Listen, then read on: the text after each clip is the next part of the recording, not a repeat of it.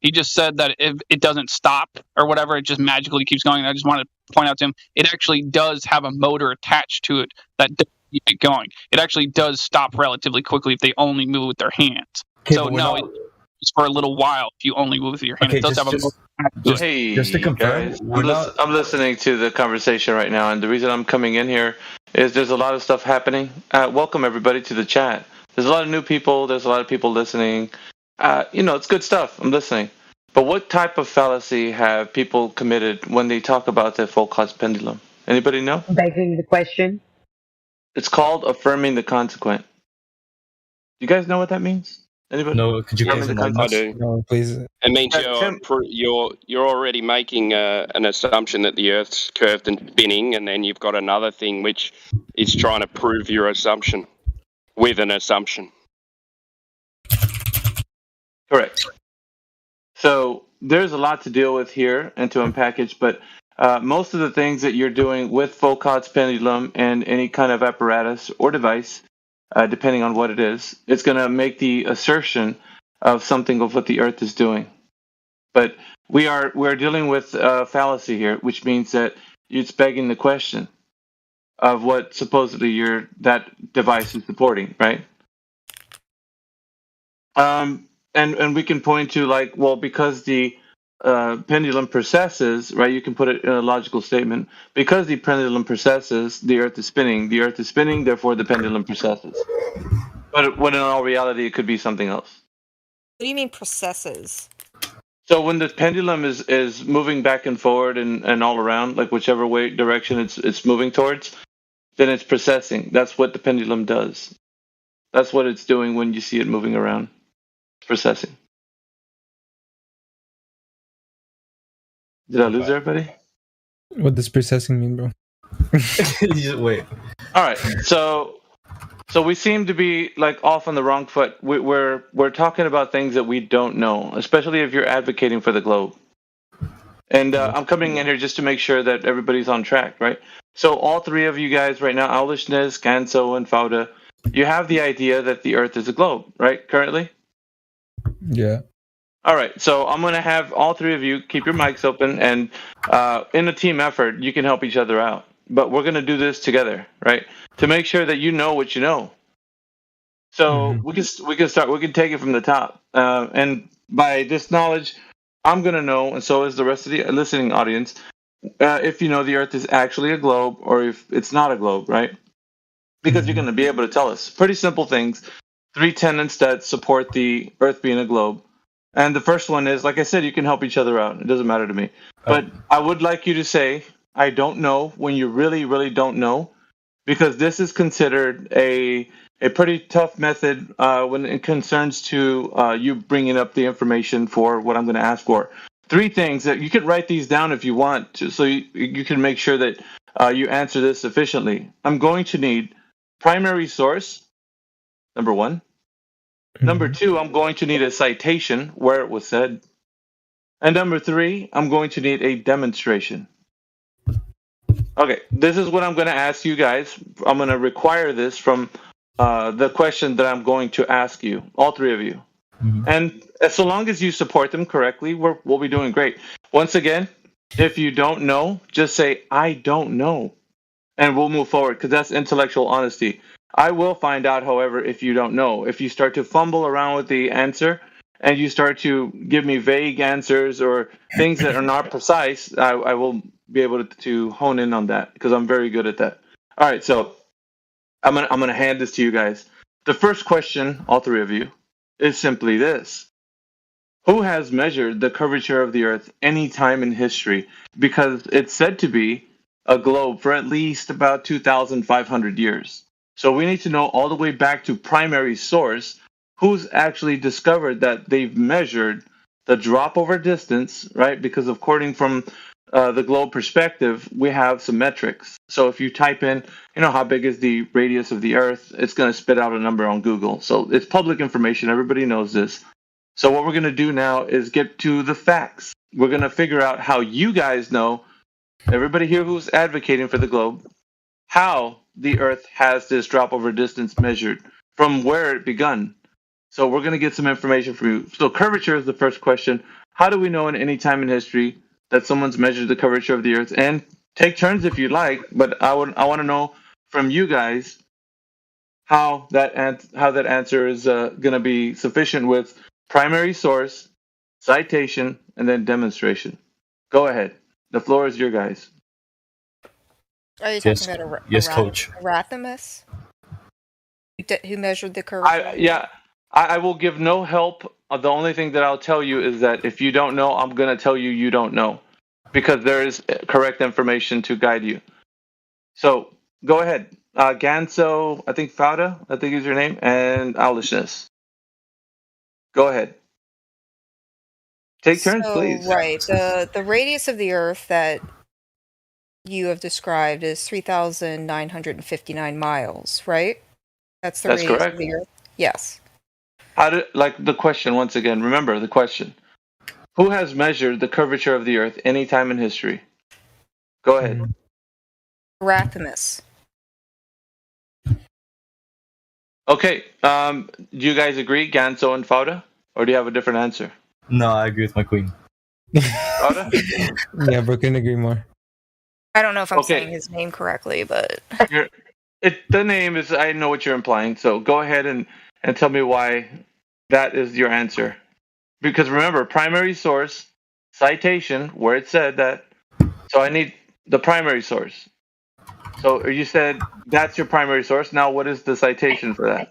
Please post it in the live stream voice text. And demonstration, please. Yeah, we'll get to that in a minute, Kim. Yeah, we're working our way there. me So demonstrate. citation. I know. The demonstration be in the citation?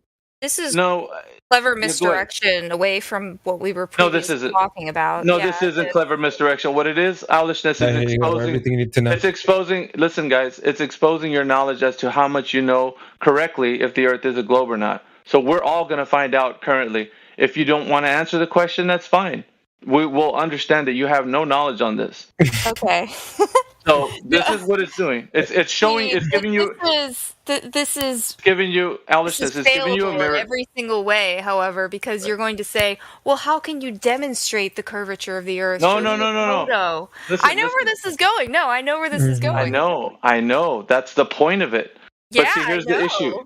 Here's the issue, though, owlishness. Everybody who comes in here thinking that the Earth is a globe is full of pride and ego.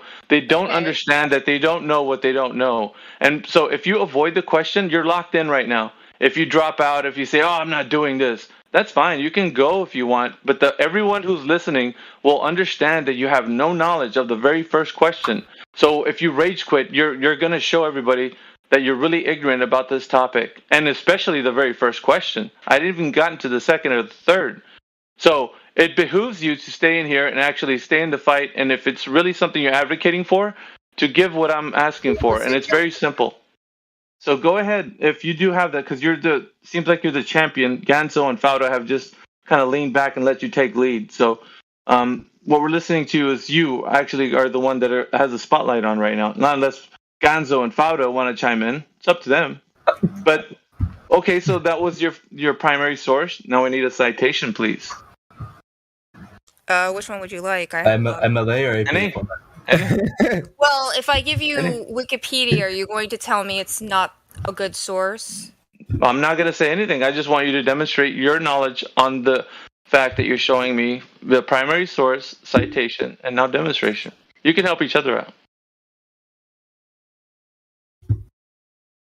All right, Go gang. ahead. What link did we put in the chat? I can give So you. this is your guys' knowledge. I can't help you on this. There you go. The team has got to find out what your guys' knowledge is. Your source. Clapped YouTube. Yeah, you just wikied it. Okay, so now the primary source is Eratosthenes, and then we got the citation. Now, There's what is the another one. Go ahead. Egghead. Cool. Imagine the universe. Okay, so site is intended for students ages 14 and up. Okay, so now we're going to get to what did he provide evidence of. So the demonstration follows after that. So go ahead and what has been done to demonstrate that? I just posted what the guy with the very complicated name did. Yeah, that's fine. But so now we're looking into the demonstration. So we're going to demonstrate how he provided evidence of the curvature of the Earth being demonstrated from drop over distance, and also My fault. no worries. How he supported the radius, diameter, and circumference. Because the geometric shape of the Earth is most important, right? Because obviously somebody figured it out. So we're saying this guy has, well, then we're going to find out if he has or not. So the demonstration now is going to proceed. So, owlishness, did you want to continue with showing us how he provided the evidence for that, the metrics? Or does Powder and Gansel want to chime in? It's up to you guys. Yes, he found the curvature or the circumference of the Earth by observing stars in the sky and their relative distance and how they move across the sky during a single night or over a year, actually, because they are in different places during any particular year. The North Star... No, go ahead. Keep on. So, obviously, during different parts of the year, you can see different constellations. They're in different locations in the sky. Right? North Star is always in the same place because it's directly above us. Yeah, what we're doing right now is just listening to you guys tell us.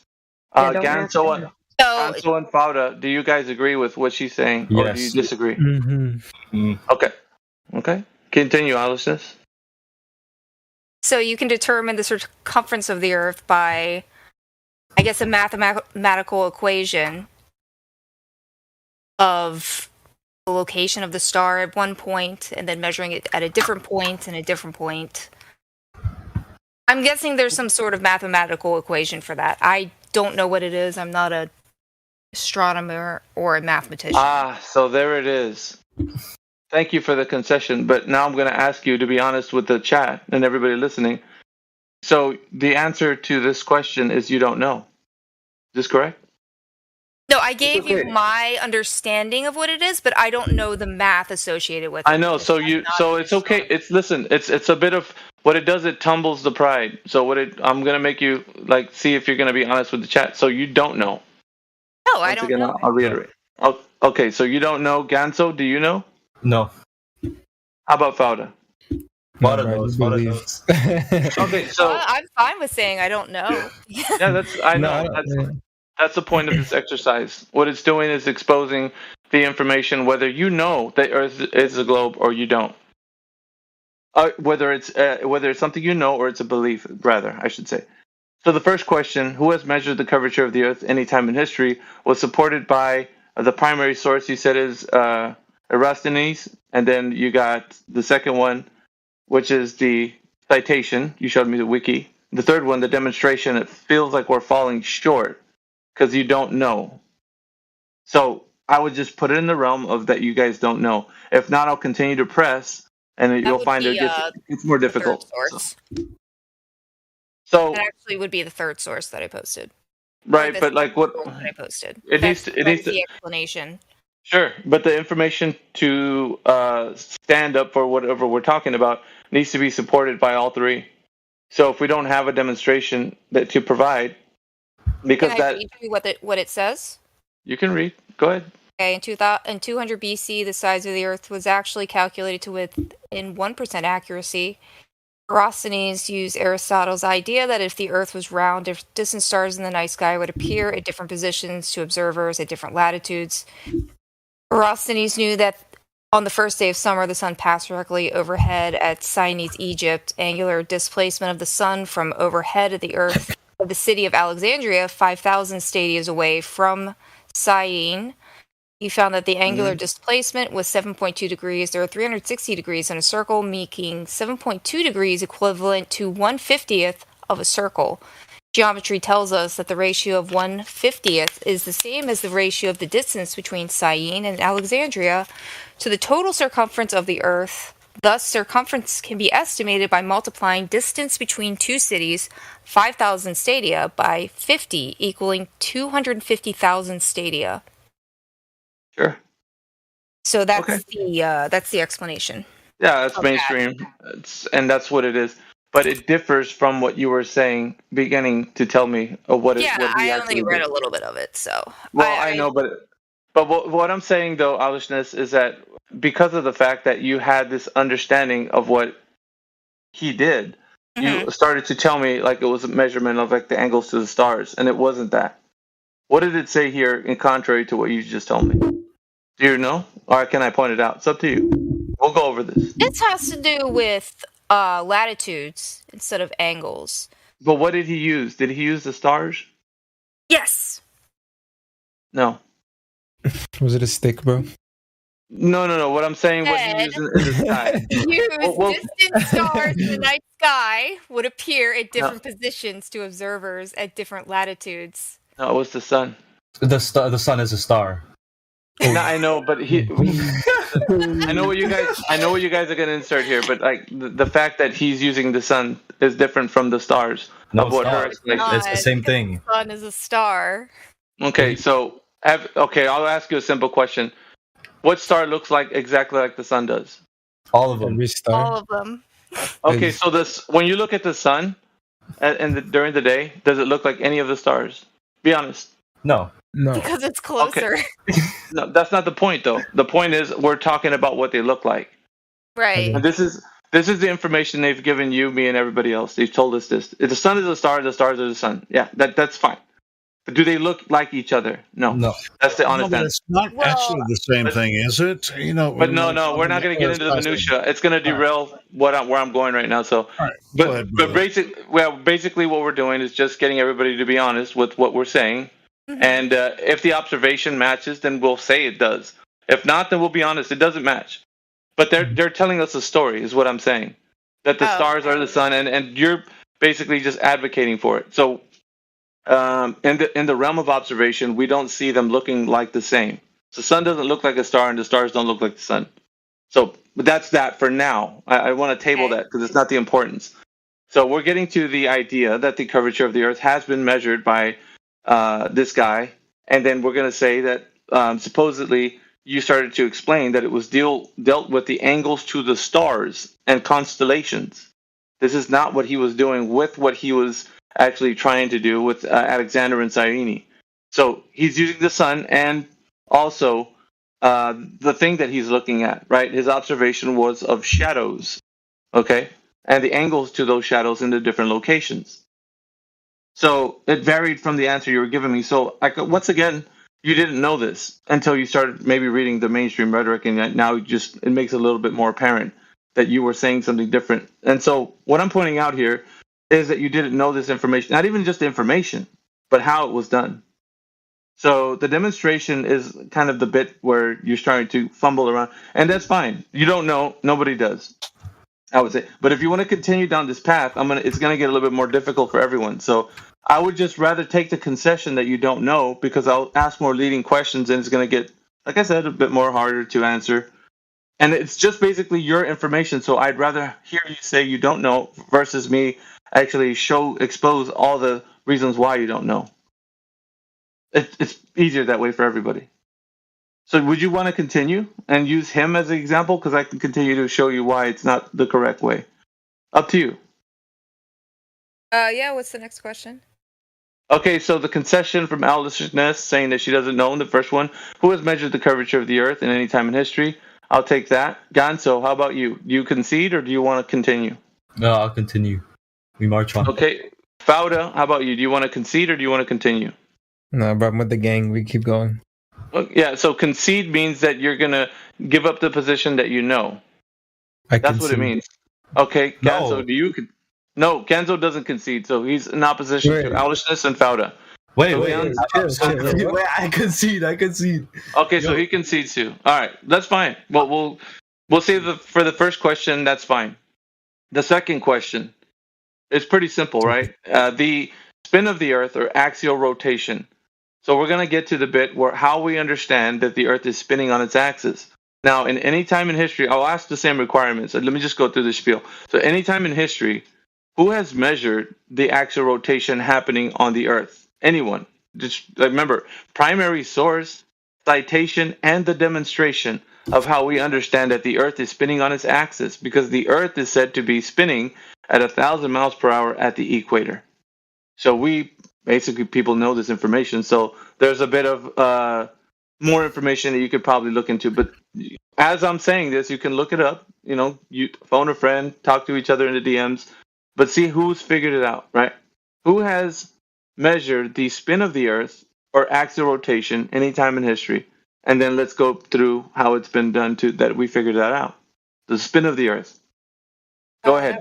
That would be what I mentioned earlier, the Foucault pendulum. Okay. Ganso, would you agree? Yeah. Or would you have a different answer? No, it's the pendulum. Yeah. Auda. Yeah. Okay, so everybody agrees a pendulum is what's the apparatus or the device that's used. Mm-hmm. So how does the pendulum provide evidence? So I need primary source, citation, and then demonstration.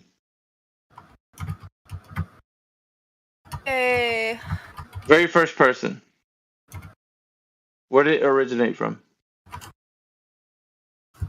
Oh, the very first person? Okay, well, I'll get the demonstration. Well, the first person would be Foucault, of course, right? Yeah. Right, yeah, I didn't want to say anything, Helio. Thank you for ruining the...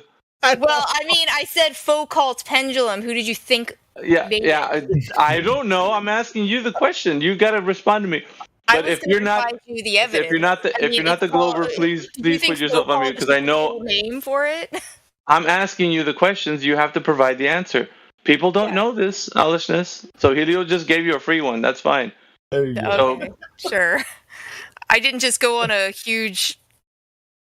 I didn't just talk about it for like the past 20 minutes. I'm telling you, people don't understand. Well, okay, that's fine. Okay, so I need the citation also. Go ahead, put the citation. Please resist the temptation, flat earthers, for jumping in. Like, I know feels like you guys are chomping at the bit. Like, you want to, I know. Just let me go walk these guys through this. They wouldn't let me do it earlier, but. All right. Don't see a citation. Ganso and Fauda? Somebody else posted a citation yet? Okay. No, they're waiting for you to do it, owlishness. So I guess you're doing the heavy lifting tonight. Yeah, guys, come on. I'll let one person take it. Fauda and Ganso, we're not getting much from you, are we? Isn't this how group projects go in college? One I person. want this to be a group project. Yeah. There you go. Sites, sources. Yeah. There you go. Citations are popping up. Okay, so primary source, citation. Let's see what we got. Fauda, you got a Britannica. Owlishness, do you agree with their citations? I need to know if you're agreeing. If you guys are in agreement, we're gonna use something that you guys are putting up here. Yeah. Yeah. Okay, so citation and now the demonstration part. Mm-hmm. So what is the demonstration? What are we looking at here? There's a video. It's a time lapse. There's a time lapse video. Okay, go ahead. Are you watching the video? No, I meant go ahead and explain. Like, what do you mean? Like, there's a video here, but what I'd like you to do, because you've seen it, right, and it supports what you're saying, go ahead and tell us why. Go into detail, please, as much as you can, as to why this apparatus is going to tell us about the Earth's rotation. So, as you can see in the video, if you're watching it, the pendulum is slowly swinging back and forth, but it's moving in accordance to how the Earth would rotate. So you can see behind it that there is a globe that is rotating, similarly to how the pendulum is swinging. It's knocking over, looks like, I don't know what those are. They're like little pieces of metal, showing that it is changing its direction as it's swinging. So the explanation for that would be that it's rotating. That the Earth is rotating and changing the direction of the pendulum. Okay, so that's the explanation. You guys agree? Cancel, Fauda? Yeah. All right. Now, my question to you guys. is Earth spin the only thing that could be influencing the Foucault pendulum? I need your answers, all three of you. Yes. Owlishness? You're asking if anything else could cause that to happen. Yeah, the influencing that apparatus. Is anything else influencing that apparatus to move? No. I have to say You have to be sure. Yes. I'm gonna hold you to your answer. yes. Okay, are you 100% sure that Well, nothing there could is be influencing? something I said yes. influencing it. I said Yeah, yes. you said yes, Owlishness. Okay. No, I meant like no. Other than this. Yeah, I agree with Owl, bro. Yeah, bro. I'm out. So nothing else other than the Earth spin is influencing that pendulum. No, I said You all- there Yes, is. we agree. Yes, we agree. There is Yeah. something. There is something else other than Earth spin? Yeah. Okay, what else could be influencing the Foucault pendulum other than Earth spin? Gravity. So Owlishness, do you agree? You guys don't. You gotta stay lockstep because I'm gonna hold you guys to what you're saying. So So- the pendulum is, as I was discussing earlier, Mhm. it is not going to swing perpetually. So there is a motor that is attached to it in the ceiling that allows it to continue swinging for a, I guess, I'm not sure if it's a predetermined time or what could happen to make it, or how the motor actually affects the way it swings, but it does have to be started by somebody pushing it, Mhm. and then it continues to swing. I can't say it swings under its own power, because that would Well, be completely false. Did Foucault, when he So- originated the design, did he have an electronic motor that swung the pendulum? Yes. I don't know. Yes. Yeah, Yes. she Yes. don't know It did. that. It did, but it was in the exact direction of its natural swing, so it did not sway it to any other direction Alright. except where it's So supposed to. guys, let me take them like because I have to keep it kind of concise. I don't want to like waffle on too long with this. Yeah. I Sorry. get you. I get you. Go ahead. All right. So then, what we're understanding is that it's something else other than Earth spin is influencing the Foucault pendulum. Do you guys all agree? Yeah. It's not just Earth spin. We got other influences, and Yeah, I think you have, earthquakes could affect it. Also, that would definitely affect whether or not it starts or stops swinging. That could affect. It can throw it off kilter. Like I mentioned, the motor does assist in the swinging of it, since obviously the energy it can't swing under its own power. So Okay, so we don't see something in nature actually showing us the precession of a pendulum, like the actual motion of something that's. Is the pendulum attached to the Earth, or is it detached from the Earth? As in, does it have a separate reference frame? it is attached to the Earth. Okay, so it's like pretty much like combined to like connected to the Earth. Okay. It is connected to the ceiling of the building, which is attached to the Earth. It is not free floating. Okay, so if we had something free floating, because the pendulum is precessing, right? It's moving around. If something was free floating that was not attached to the Earth, would that show precession too? Would that be moving around? Do you think? Because we're using a pendulum as the example. So obviously the Earth's motion is influencing the pendulum's direction, correct? All right, so if this is true, then anything else that's separate from the Earth would be experiencing this particular movement. Like it would be influenced because the Earth is moving. Wouldn't Would it that be also would that also logically follow because the pendulum's affected by it, right? So you're saying it's just kind of floating in free space? No. What I'm saying is the pendulum is affected by the Earth's spin, Yeah. Yeah. right? We're all in agreement with that. You guys are showing me. Okay, so anything else that can lift off from the Earth is also going to be influenced by the Earth's spin. Yeah, Yeah. Is that 'cause- correct? Yeah. because it's on Earth. Okay. Mhm. So what else can we do? Can we fly a drone? Can we fly a helicopter? Can we get in a balloon? Can we anything that leaves the detached from the Earth, let's say a football, a soccer ball, flies in the air, anything that goes that way, can it be influenced by the spin of the Earth? No, because it's still on Earth. Yeah, you'd have to go like very, very high up. You would have to leave Like, yeah. Earth. Okay, Everything are that is you? on Earth is still affected by Earth. It doesn't matter if it's attached It's to like Earth if or you not throw a attached. ball, it's still within the same frame of reference as Earth, so it doesn't. Is It the doesn't affect- pendulum is the Yeah, hang on, pendulum Helio. Hang on, attached to Helio. Earth? Hang on, Helio. Hang on. Are you guys sure of this? Am I sure that anything on Earth is affected by the spin of Earth? Yes. Yes. What else? Yeah. Yes. I am sure Nothing- that any. Nothing else is affected. Only the pendulum. No, everything is affected by the spin of the Earth. Okay, so before you said that the pendulum is the only thing, and your friends were chiming in saying that nothing else is affected because they're all attached to the Earth. I you- must you- have What? No, everything asked- is affected by the spin of the Earth because it's within the same frame of reference as the Earth. Okay, so what else is affected other than the pendulum? Because the pendulum was one example. Everything. Everything on Earth, bro. Okay, so everything on Earth is affected by the Earth spin. Take Yeah. another example, because obviously the pendulum is one example of something being affected by the spin of the Earth, right? Uh-huh. Yeah, Yeah. What else is affected by the spin of the Earth? everything. Everything. I know. That's a vague answer. Now I need the specifics. You need a Specifically what? specific. Yeah, give me I another don't know specific. anything. I don't know anything else that's demonstrable at this time. I that don't would know. show- Wait a that minute. would show the curve. Yeah, I'm sorry. That would show the spin of the Earth.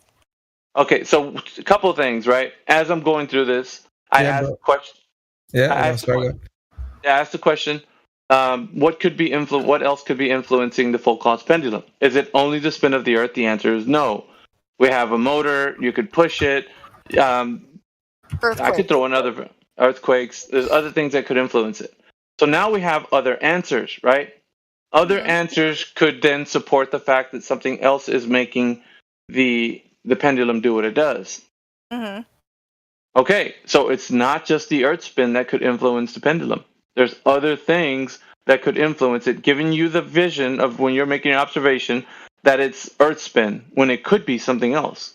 That's why I posted a time lapse. You can see. Okay. Right, but what I'm saying is it's not 100% locked down that it's only the Earth spin and that's it. There's nothing else that can influence this. It's only Earth spin. Could I interrupt quickly? Are you getting the emphasis now of what I'm trying to... Go ahead, yeah. guys. So if you put the pendulum on the equator where would be the axis of rotation, the pendulum does not rotate like it does in the other axis, like other lines or whatever. Yeah, that's fine. That's what you're asserting. Yes, your assumption. So it's like you're removing the variable. Yeah, that's and your it changes- assumption. No. And It's been done. Yes. I know it's been done, but it's an assumption. The assumption is that because we're moving in a different location and we see the pendulum do something else, it's still the Earth spin. What I'm telling you guys, an assumption if it's it's an assumption, right? You're observing a device, you're observing a man-made contraption, and that observation is saying, well, I see this pendulum moving. This is called affirming the consequent. I see the pendulum moving, therefore the Earth is spinning. The Earth is spinning, therefore the pendulum is moving. That's when it could be something else. And I'm giving you the example of other things that it can be, and you've adequately supported that it can be other influencing things that are making the pendulum do something. So with your own admission, you're finding out that something else could influence a pendulum to make it process the way it does. So now we understand. No, I don't Not just the Earth's rotation idea. It could be something else. So we cannot say with we're not saying that it's the Earth's spin. You understand? No, but she's saying it assists it in moving because it can't move on its own for too long. So they have motors that assist it to move. Yeah, but what we're getting to, Fauda, is that it's not just only the Earth spin. So if it's something else, then it throws off the idea that it's only the Earth spin. I'm putting an emphasis on only, as you might hear. So this is what you guys are being sold. You're told that it's only the Earth spin. There is nothing else that's influencing that. And as you correctly stated, there's other things that could influence the pendulum. You have influence it in what form? Like influence it in a way that like it changes its direction or like its motion, or influence it that it assists it to keep going in the same Anything. motion?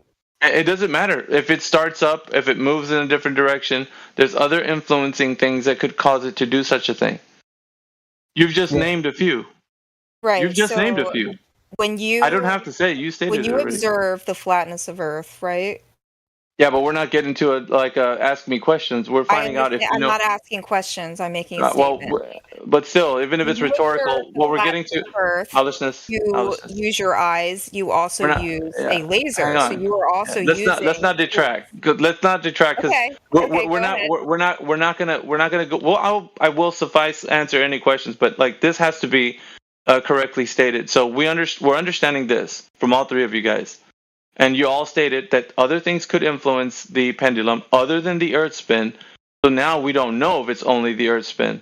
Yes, we There's do. other influences. No. Yes, we do. As I said No, we don't. before. As I said before. So it says here. Look. I know what it says, but go ahead and read. No. What? No, it's Okay, fine. so We'll the- just give him the dub on this one. No. No. The Don't give up if you don't want to. No. Continue. The precession or whatever you say. I don't know. Like the fancy word Yeah. you use. Of the pendulum depends on the angle between the rotational axis and the horizontal for the Earth, right? So this was like our theory, you could say, whatever. You can't prove it, whatever. So then the way that they proved that it was the rotations, because if you put it at the equator, it'll be zero at the equator. So therefore, the pendulum would just move straight forward, straight backwards, straight forward, straight backward. And if you move it anywhere else, it'll start spinning in circles. So the force that is causing it is one force that is the rotational of the rotational spin of the Earth. Could it be another force?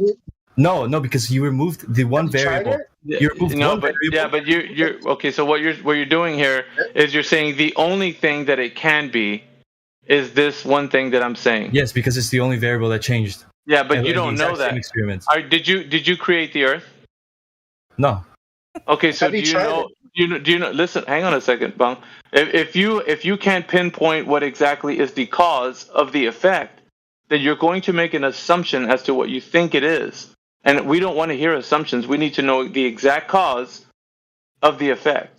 But does that not prove the exact cause, since you removed removed the cause and it changed the effect? Does that not? No, it doesn't. Because because you're making an assumption as what you think it is, giving the cause to the effect.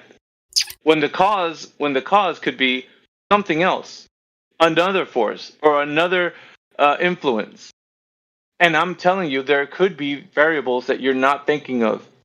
And so what you're doing is you're making a logical fallacy. It's called affirming the consequent. Once again, I go over this. So now I could say it in a logical statement. I moved the pendulum to the equator. Mm-hmm. The pendulum is showing a different precession. Therefore, the different precession will show that the Earth is spinning, when it could be something else influencing the pendulum. Did you really move it to Did the you equator? did you understand what I just said in the logical statement? This is called affirming the consequent. It's a logical fallacy. And the reason why you guys don't know this is because when I asked you the question, is it something else influencing the pendulum? And you correctly stated, yes. There's a motor, there's somebody pushing it, there's an earthquake, these are your answers, not mine. Okay, but they're just minute changes or like effects to the. I know, but it's still an influence. It's still an influence on the pendulum. And so if something else can influence it, what we're understanding from this is that you're not correctly stating that it's only the Earth spin. Has anyone done it though? I mean, Yeah, demonstration. I need their concession. Either you're going to concede that you don't know what the cause to the effect is, or we're going to continue to spiral into a place where you're going to continue to give me your assumptions as what you think is the cause of the effect. I can keep going. Trust me. Okay, but the results. A lot of gas in this tank. But these assumptions are what we believe in. By moving through like the different parts of the Earth, it'll change. It'll be the same. Yeah, the same. That's great. That's great. But is the cause of the effect the Earth spinning or another influence? Do you actually know that to be 100% sure? He Because I can doesn't, talk about because it well, I won't can be the talk about same. It's been demonstrated many times. But Yeah, listen, guys. actually not the Listen, same. I know, but I need them to be there. Listen, if you're going to be honest, then you're going to tell me the cause of the effect, and we're going to investigate the cause of that effect. So continue if you think you know.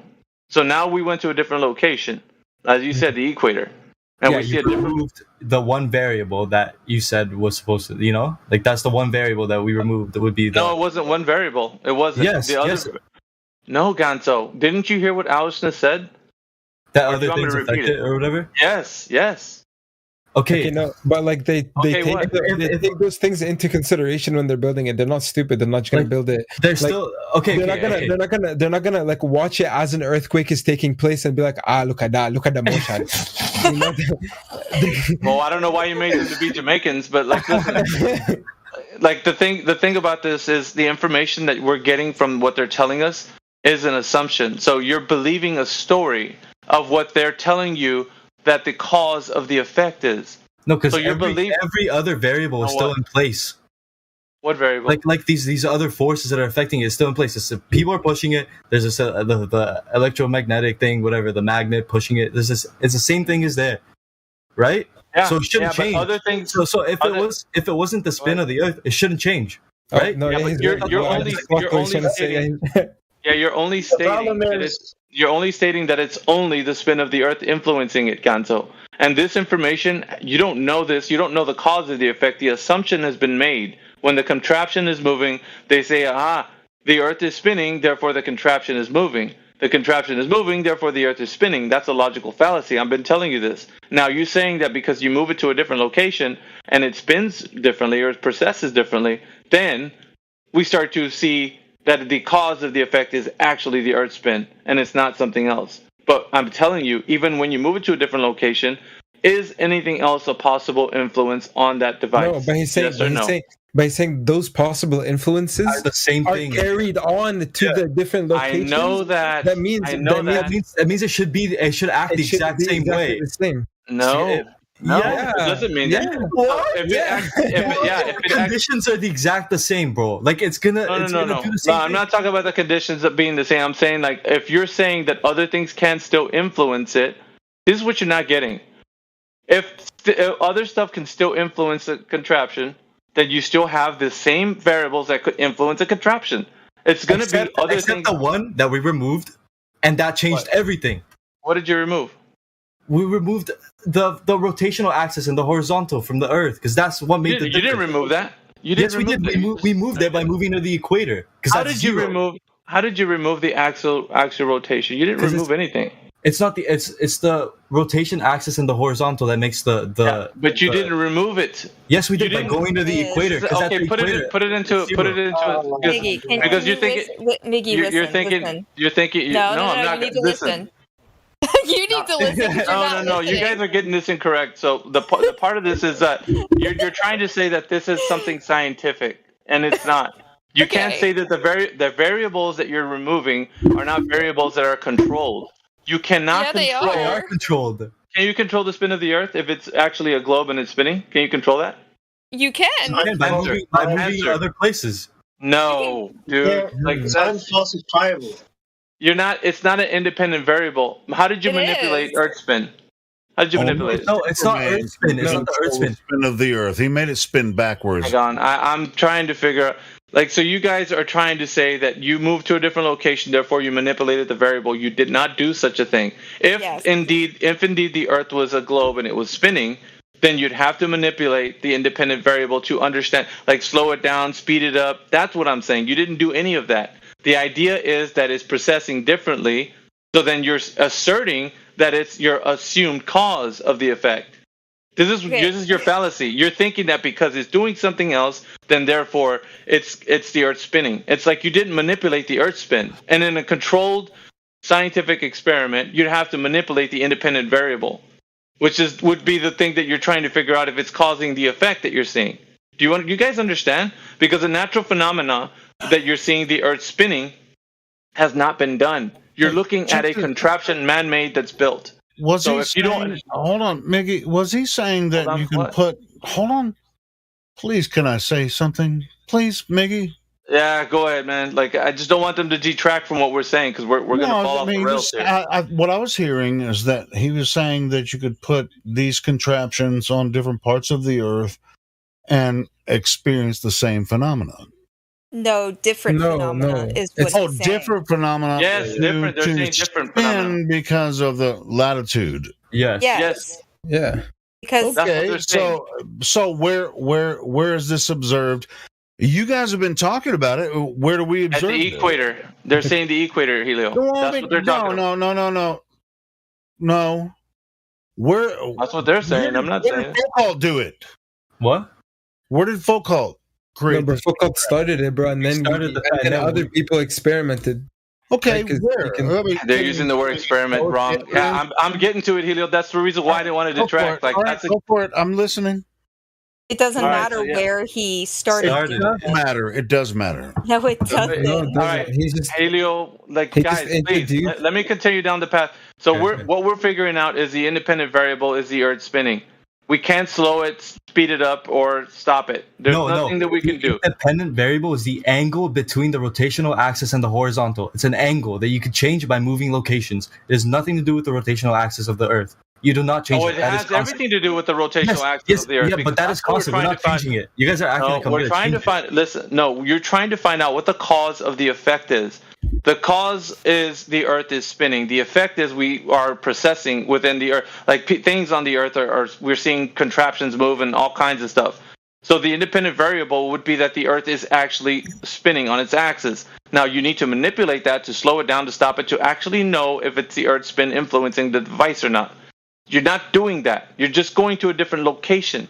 The device. So you don't understand. The device. Okay. Yes. The device is not only like the rotational axis is not the only thing that affects it. It says that. I know that. Yeah, it's the idea behind it.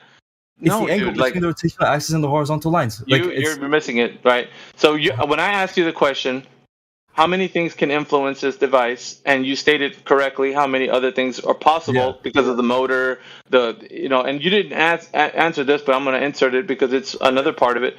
The air turbulence. There's other things that could possibly be an influence to the thing that you're seeing. Yeah, but in an enclosed room, there's not really much of that. There's no turbulence in a room. Yeah, it's not enough. I'm giving you. Close the doors, you're good. Yeah. Oh, so there's no wind happening where they pendulum. No, have you been in a room before? Not wind. Is there wind in your room right now? Are you being blown away right now? Do you feel anything? Do you feel anything to be able to move a pendulum? Okay, so the air. No, listen. The air is not moving around in anywhere you're at. Don't be a straight up liar, dude. Like air turbulence is everywhere. It's breathing air. It's not strong enough. Yeah? It's not strong enough to move. That's the point. Air. That's not the point. The point is what we're doing is showing all the variables that could influence it. If it were possible that there was a nice little current, or the air condition turned on, or something else happened where the air changes its current, it could influence it. So what we're saying here, a lot of things that you don't understand. But you don't think they're going to think of turning the AC off so it doesn't influence it? That's not the point, Fauda. The point is that that is the point. That's the point that you brought up. Other things can influence the pendulum. Other things, I'll say it again. How many times do you want me to say this? Other things can influence a pendulum. Other things can influence a pendulum. And you've already stated that other things can influence it. So the cause of the effect is not just only the Earth's spin. It is other variables. Only. Because Sir, you guys don't seem to get this. No. Listen, you just keep repeating yourself and harping upon these singular things. So you're just nitpicking. You're picking things out of the argument. Exactly. You told me that. No, I know what I told you. You don't have to tell me again. Listen, you don't have to tell me again. I know what I told you. You've listed it. So why is it difficult for you guys to understand it? So why is it difficult for you to understand that there's other things influencing the pendulum? Okay, hear me out. Because you're nitpicking. Okay, wait. Okay. So let's say we have the pendulum up north, and it's in a room. It's the same air. It's a room. It's a closed room. It feels the same everywhere, right? Can we agree on that? Mm-hmm. You can keep the variables the same within a room. Yeah. Okay. Perfect. All right. So all these external variables you're talking about are the same up north and the equator. If you're in a room, the same thing. The exact same. All right. thing. So let's go over. You're going to a different location. Okay. Let's go over the other things that could influence the pendulum. Okay, perfect. What other things other than the Earth? No, he's saying Tell us. that I know same that. I chamber know what that you he's had. saying. I know what he's saying, Fauda. Okay, But what I'm telling you is, I need you to state what other things can influence a pendulum, and I need you guys to hear yourselves when you say it. What other things can influence? What other things can influence the pendulum's movement? Okay, for right now we have air friction and the magnets. The thing is on, right? Because it's not. That wasn't it. There was more. My goodness, dude. What was it? What was it? I have heard myself say many times. Okay, wait. Let's hear it. Miggy, what are they? Guys, no. I don't want him to list it because he wants to hear me say it, right? Okay, say it. Yeah. So he wants me to say the motor, right? That is assisting in the swinging of it because there is no such thing as perpetual motion. Interesting. Yeah, that is interesting, isn't it? Yeah. And what else? Somebody has to get it going, right? So there you go. We have to give it a little push to get her going. Okay, but you can give it a push, then you could wait maybe 2 hours and wait for it to see the because it's gonna go in the motion that it's like it's gonna go in the motion that it like it's. She just finished telling you. She just finished telling you there's no perpetual motion, so there's gonna have to be an assistance from a motor. Yeah, that's fine. Yeah. It pushes it in its natural path, anyways. Like the straight up and straight back. That's how it's supposed to be. Yeah. No, right? You could push it. You could push it anyway. It still starts fucking spinning in circles. Also, interesting. You could push it, and then it'll take its natural path eventually, right? You just need to get it started. Yes. I don't know. You guys are telling me. He said, nothing can move it like push on a device. Yeah. Yeah, I know what it is. Listen, but what you're doing is you're influencing the pendulum straight away. In the beginning, Okay, yeah. But then you give it some time to take its natural path, and then it'll give you the results. Yeah. Okay, so your influence on the pendulum is not just watching a natural phenomena. You're actually making something happen by influencing it. No. Yes. No. No. Yeah, but it's going to take its natural path. Like I was saying, if you how is that like not influencing? Because when you push on it, you automatically start to say, "I pushed on the device, therefore the Earth is spinning." Yeah, but if it was taking its natural path, you know what you call that? I'm never going to get the apparatus interrupted. Okay, no, but if you push now you're the apparatus and it's 90 degrees plumb. If the Earth is spinning, then it will start moving by itself. You don't have to push it. Yeah. No. What? No, because it's in the same frame of reference. No, you're missing the point. You're missing the point. The point is you're influencing the device. The device isn't a natural phenomenon. So you're not watching Earth spin. You're not doing that. That would be the observation of a natural phenomenon. And in the scientific method, that's what you'd have to do. The observation of a natural phenomenon to see what the cause of the effect is. And then manipulate the variable and then see if the cause isn't what your hypothesis is. So you're doing a hypothesis test. You're not doing that when you're looking at a contraption because it's a man-made contraption that you're influencing at the very beginning, and then it starts to process and doesn't continue perpetually, like owlishness says correctly. You'd have to put a motor to make it continuously do something. So that's another influence. Okay, so you are influencing the pendulum all the time, even to get it going, and then also to keep it going. So you're not isolating the cause of the effect. You're just making an assumption that it's doing something, therefore the Earth is spinning. Okay, your assumption and everybody else's is that it's the Earth spinning. And I've already told you it doesn't matter where you go because this type of device will have to be started by a person. Everything starts with a hypothesis or theory. Like the computer you're sitting on was hypothesized to be possible, and then it was made. We're not talking about that. We're talking about the pendulum. Okay, but listen. If you were to push a swing, it would go back and forth, right? But the pendulum that you're seeing is not going back and forth. It's going back and forth, but it's also spinning. If you were to push the pendulum, say north, it's going to swing north, south. Who cares? South, right? Listen, you are the one. You're the one that influenced the pendulum. Yes or no, Fauda? Yeah. Okay.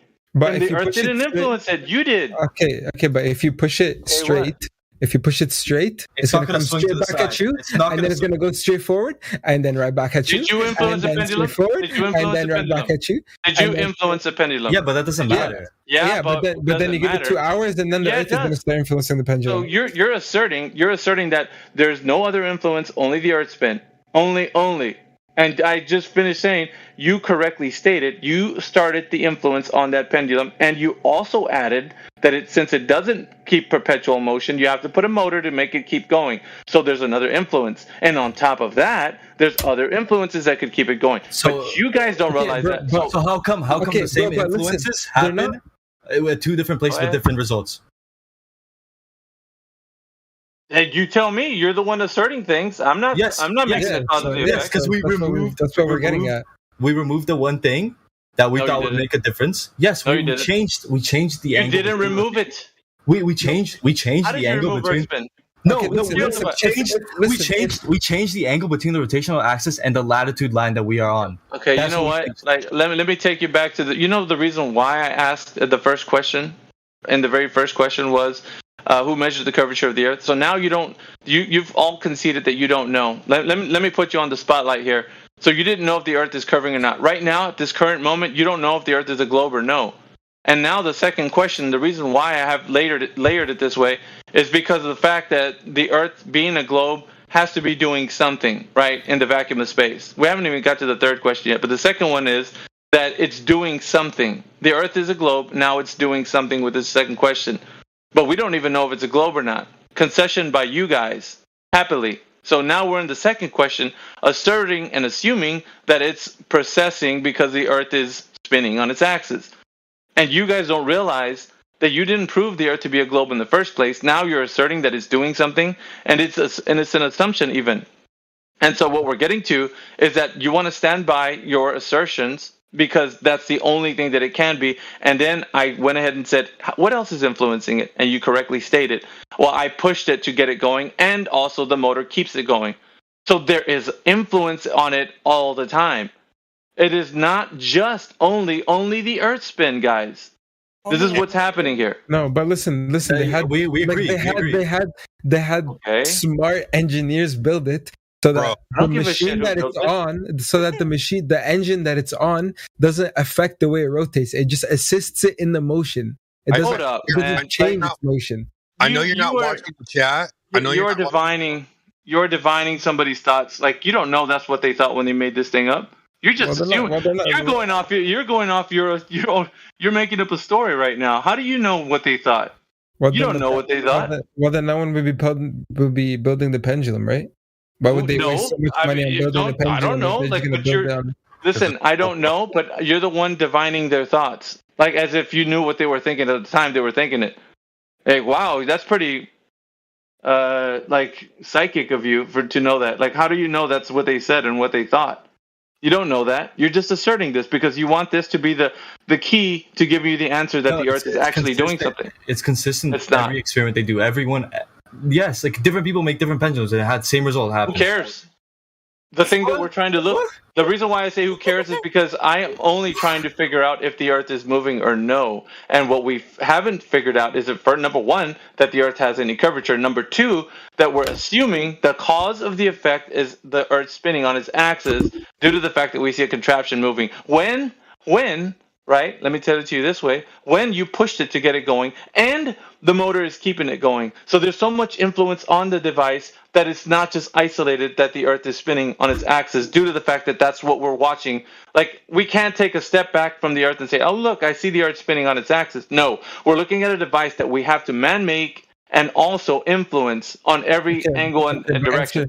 Okay, but if we're influencing it so much, if we're pushing the pendulum straight, why is it rotating? Well, you're telling me a question that should be sufficiently answered by this contraption. Why are you doing that?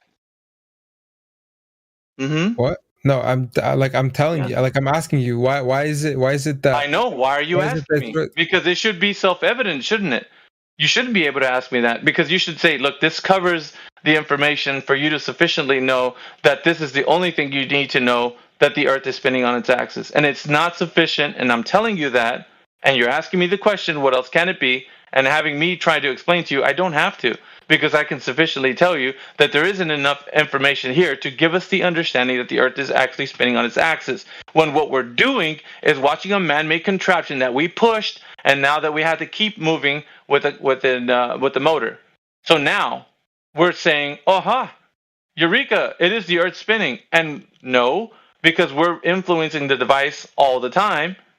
So now we're giving our assumptions. We haven't isolated the cause of the effect. We're only telling people that because the pendulum is doing something, now we're saying that the Earth is spinning. Voila. Well done. You just affirmed the consequence. No, well, it know would what? it would show the same. What's it called? It would show the same like motion if you moved it from. You place don't to understand, place, right? Pato, what I'm saying. It doesn't matter what you do to the device. It doesn't matter where you go. The only thing that matters is that the influence put on it is you, sir. That's it. Okay, well, if the same influence is the same, like I know, if the Pato. same That's influence what I've been doesn't trying to move. tell you. That's exactly what I've been trying to tell you. Alright, So my what, bad. And you're asserting. what would be enough evidence for you, like a picture from outer space, or like maybe a live No. stream that NASA does on YouTube? No, okay, so what I would need is an observation of the natural phenomena of Earth spin. Yeah, we have gotta need- satellites, we have images. That's not what I'm talking about, man. So what, I'm not talking about. I'm talking about when has in any time in history a person ever seen the Earth spinning on its axis? Now. Go ahead. Now we have videos of it. No. Yes. Okay, wait. If you we have videos were of it. to take a flight, that's the third question. We'll get to that. But so the Foucault's pendulum didn't sufficiently answer because now there's a whole bunch of questions, right? Asking me, well, what is the cause of the effect? And you're don't ask me. This thing should sufficiently answer the question if the Earth is spinning on its axis or not. And it doesn't do such a thing because of all the influence that it gets on other ways that people can actually have this thing moving around. And so we can't use this to isolate the fact that the cause is actually Earth spinning on its axis all by itself. We have to make a contraption, put influence on it, and then say, oh, yeah, that's great. Now the Earth's spinning. Voila. No, you just made a contraption up and then did something to it and then made your assertion and assumption. That's all you did. That's it. Okay, question three. All right, so I need a concession from all three of you. If not, we're going to keep going. Yeah, we give up. Fauda? What happened? We give up. Do you concede or do you want to continue? Because we can. Because trust me, this gets juicier as the questions keep rolling. Nah, bro. I tap out, bro. I should go to bed, man. What say you, Allison? Go ahead. I need a concession. Just tap out. Yeah, sure. You can have your concession. Yeah. Okay, but don't give it to me just because I want to hear that. You have to do it because you actually don't know what the cause of the effect of the pendulum is. If you actually know, then we have to stay here until we figure this out. We don't leave. That's what we don't do. We have to stick with this. Listen. Mm-hmm. We've given you the cause of the effect. You just... No, you didn't. You're assuming. Okay. No, I have no idea. Okay, no, you stumped us, bro. You stumped us. Way to go. No, you got it. I didn't stump you. What happens is I was able to answer your question.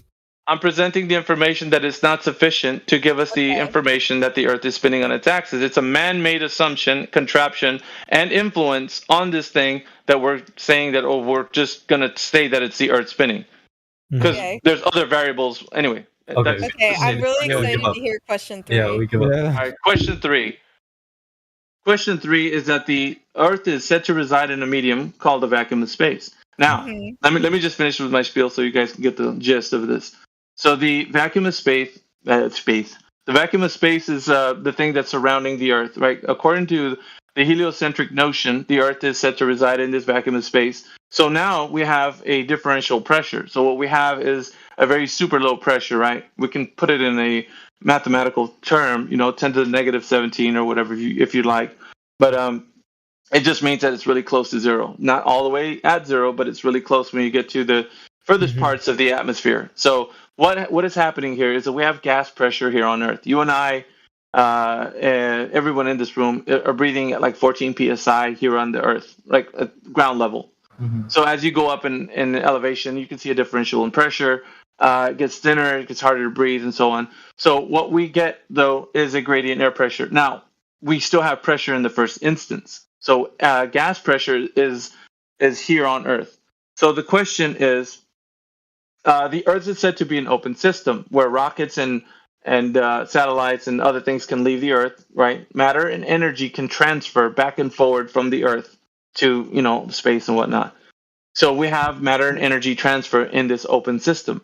So what we have to understand is that if it's an open system like they say it is, how does gas pressure here on Earth stay here without a container?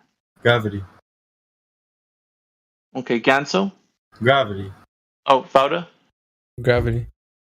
Owlishness? Gravity. Okay. Now, primary source, citation, demonstration. It just could drop an apple on the floor. No, I mean, you gotta actually give me the... second. Yeah, we gotta walk through this. Don't look at that. What the heck? Oh, look at that. That looks like your homework. No, it was a HTML code instead of an image. Are you a hacker? Yeah. Okay. Anyway. Alright, gravity. Go on. Primary source. You guys need to help Alice. I mean, she's doing the heavy lifting tonight, bro. Right, Seriously. so Step it up. here's the periodic table of elements, right? Mm-hmm. So if you look at the periodic table of elements, this one actually, no, it does. Every element has a weight, right? Mm-hmm. So that means compounds, they also have weight. So when you combine the elements together, they have a weight. The gravitational pull in each element... Oh, these are some nice reactions. We got a clown and a little nail care one. That's cool. I will continue. Don't get distracted. I want to hear your answer to this. So when the compounds also have their own weight, they're pulled down by the gravitational pull of the Earth. So as you go up higher, obviously it's thinner because, the air gets thinner. The gravity is not pulling as hard. So once you keep going up, yeah, it can't go up any higher. The end.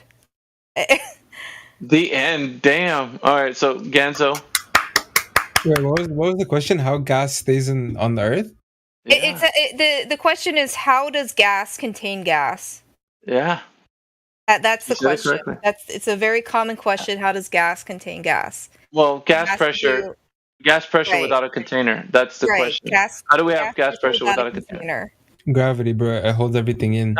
I know that, but you can't say one word answers and then get away with it because I got to hold you guys to the same standard I'm holding. Now, without owlishness holding your guys' hands, go ahead and give me the primary source, citation, and demonstration. I'm going to see if you can do better without owlishness. You guys just can't be followers. You can have your own critical thinking to this too. I'll follow her to the ends of the earth. Seriously? Yeah. So you wouldn't have an answer to this? No, it's just there's a force pulling everything towards the earth. Okay. Therefore, nothing is. That's basically what you just told me earlier. You drop something and it falls. That's not what she's saying. Okay, she went a little in depth That is with it. what I'm saying. No, that is what she's saying. That is what I'm saying because the Did you talk about elements, Ganso? It doesn't matter what everything is elements. Everything is I can say elements and atoms and. All right, so Fauda. Let me go to Fauda now. Compounds. Yeah. Go ahead. Do you want to just say exactly what they said verbatim, or do you have something else to explain? Yeah, bro. Whatever Alice said, bro, word for word, I take it. Seriously, dude. Nobody. You guys don't share a community brain, man. You have your own critical thinking mind. You could say however you want. This is your own. This is your time to shine. On a speaker mind. Inshallah, speaker mind. No, maybe so. All right, ladies and gentlemen. Okay, because bro, you know how as you go up, there's less pressure.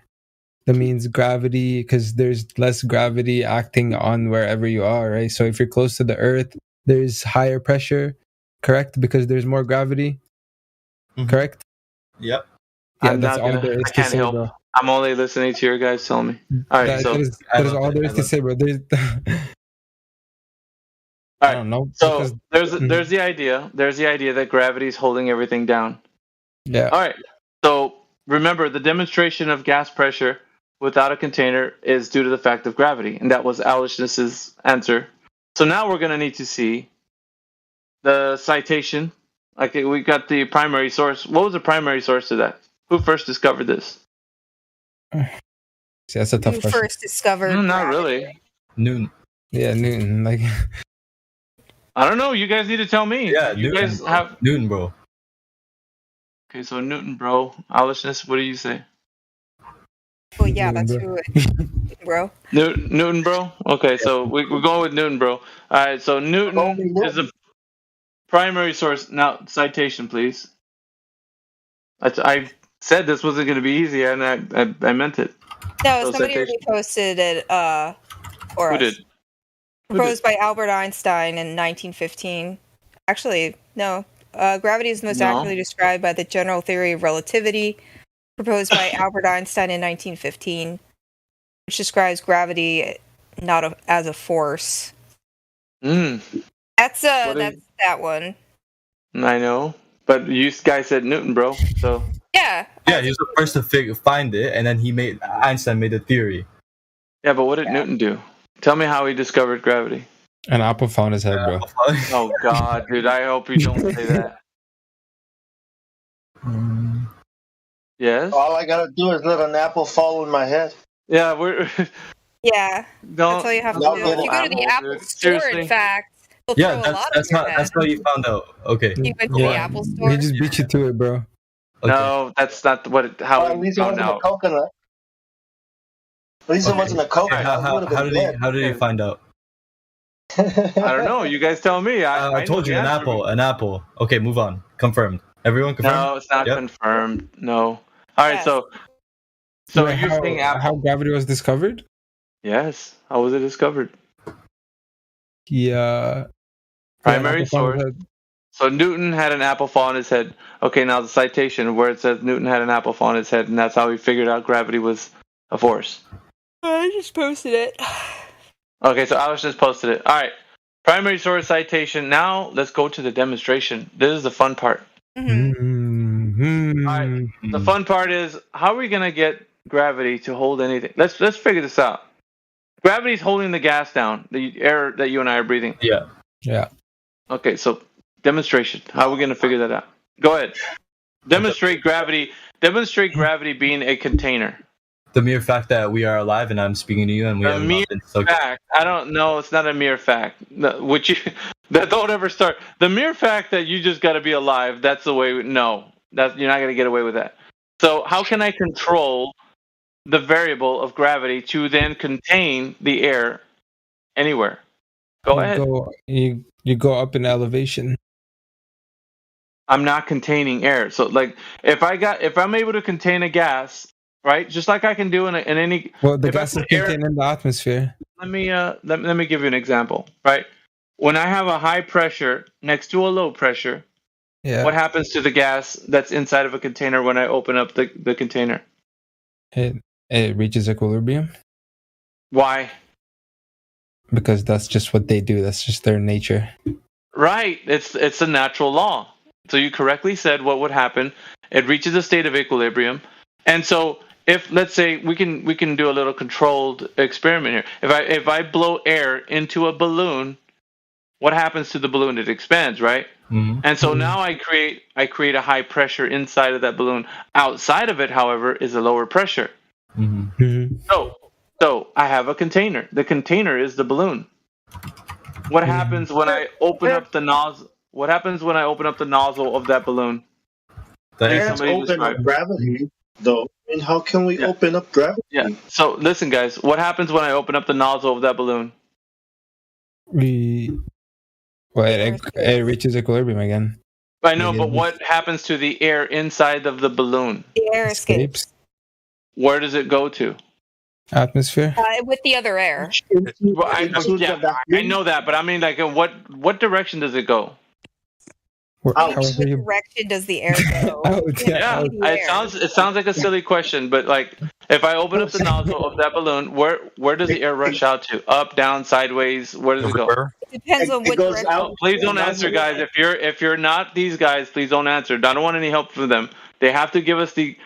Put yourself on mute. Like, please resist the temptation to help them. Like, they have to tell me what direction does the air go.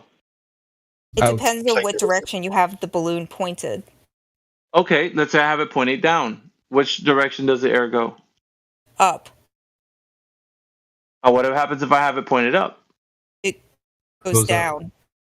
The air goes down. Okay, so the air only goes down? No. Is that the only direction? No, because it depends on what direction you have the balloon. Well, so no, I'm saying the air coming out. No. Listen. If you are holding the balloon by the stem, right? You have it blown up. You're holding the stem of the balloon, right? If you're holding it with the stem parallel to you and you release it, the balloon is going to go in the direction. No, not the balloon. No, I'm not talking about the balloon. Yes, the air is. Yes, the air is pushing against the air, which pushes the balloon parallel to you, parallel to the ground. Okay. So it'll fly off in that direction. Yes, it'll fly off in that direction, parallel to you. The air will be pushed in the opposite direction. You hold the stem of the balloon. Yes, you're telling me the most obvious thing. I know. Right. So what you asked me, so I'm telling you the obvious thing you asked. The air that's leaving the balloon, in what direction is it going? I just answered you. Did you not listen? Okay, you can just tell me right now. What direction is the air rushing out of the balloon going? I asked you, what direction are you holding the balloon, because it matters. No, it don't. Yes, it does. Okay, it really doesn't. Because the air is under pressure. Do you want to know why it doesn't matter? I can tell you. Sure, now I will. Trust me, I will. I have done this many times. So the direction isn't like up, down, sideways, or any direction. It goes into any and all directions. Okay. Okay, what? That's the answer. Okay, Miggy. It wasn't just the direction you're talking about because you have it sideways or up and down. You're trying to insert like a position like where the air is going to rush out into. What I'm saying is that when the air rushes out, it goes everywhere. Yeah. In all directions. However, that is the correct answer. Okay. And you either understand this or you don't. Quite the correct answer, but no, it's okay, sure. It's okay. Miggy, can I ask you a question? So not really, because it's just information. No, just to clarify what you said. Oh, go ahead. Yeah, if you're gonna clarify, go ahead. So you're talking like you said like the air pressure difference between whatever is outside the Earth would inside of the balloon and outside of the balloon, or what are you using? I'm talking about the Earth because that's what you start with, right? No, you don't start with the Earth because you're making an assumption of what gravity is and also an assumption of what the Earth is. So we don't start with an assumption. The reason the air moves out of the balloon is because of air pressure. Yeah. But why is there air pressure? Because there's different pressures of air in the atmosphere. No. We're talking about the balloon example, Gonzo. Don't leave the example. Because there's a lot of pressure in the balloon and it comes out to low pressure. But why is there pressure in the first place? Because you move a lot of air into a confined space. All right, so now we have air in a confined space. Mm-hmm. So air in a confined space is going to be more pressure than air outside of that confined space, right? Agreed, 100%. Okay, so when we see entropy happening, entropy meaning that high pressure will move to low, and cold or hot will move to cold. Mm-hmm. This is the natural law that happens always. Yeah. But here's the issue, right? We're having an issue. The issue is gravity is being a container. When is gravity a container? I'm sounding a bit facetious when I'm saying this, but because of the fact that we're making a statement here that gravity is holding the elements in some place. Okay, not necessarily. Gravity. Do you want me to help you out here? Okay, not necessarily. Only gravity is holding the air in the Earth. Okay, listen. So, in space, is there air pressure in space? We don't know. We haven't even examined that yet. But you said it was. You told me specifically it was a vacuum. So is there air in space? That's what they're telling us. Okay. You told me it was a vacuum. No, you told me it was a vacuum. No. So this is the main. No, you told me. No, you told me it was a vacuum. You're not that thick, are you? Bro, you're not. What? You told me. I'm telling you that this is the mainstream rhetoric. This is what they're telling you, me, and everybody, Gonzo. I'm not saying I'm telling you what it is. I'm telling you, this is what they're claiming, Gonzo. Listen, when I'm telling you, the very first thing is that the rhetoric is that it's called the vacuum of space for a reason. And so they're telling us that the medium that the Earth resides in is a vacuum. I didn't make that up. That is what they're telling us. Okay, you're right. Okay, so they're telling us it's a vacuum, right? Is there air pressure in vacuum? No. They say it's super low. Low pressure. No, there's no pressure in a vacuum. Yes, they are. What? Yes, they are. Yeah, dude, trust me. You don't know the rhetoric. I've been doing this for years, bro. I know the thing inside and out. You don't realize this, but you're actually coming up against somebody who actually knows all the ins and outs of this. So, if you don't know, I'm going to have you go look it up. It doesn't say that there is no gas pressure. It says that it's super, super, super low. It has a number to it, but it doesn't mean that there isn't any gas pressure. It just means it's super low. You didn't know this, and I'm informing you. Go look it up. Mm-hmm. All right. So. Okay, wait. Go on. I'll switch it up. Go ahead. Go ahead. Can I interject something really quick? Go ahead. So you know dry ice, right? Mm-hmm. So when you have dry ice, here I'll post an image. Mm-hmm. Go ahead. Dry ice, as you know, will stay along the ground. You can see it pouring out of the bowl along the ground, right? Yeah, sure. That is air containing air. That is gas containing gas. No, why is it going along the ground? Okay, so what I would ask you here in this instance, what direction is the gas going in? Down. Huh? Down. Is it going down only? Yes.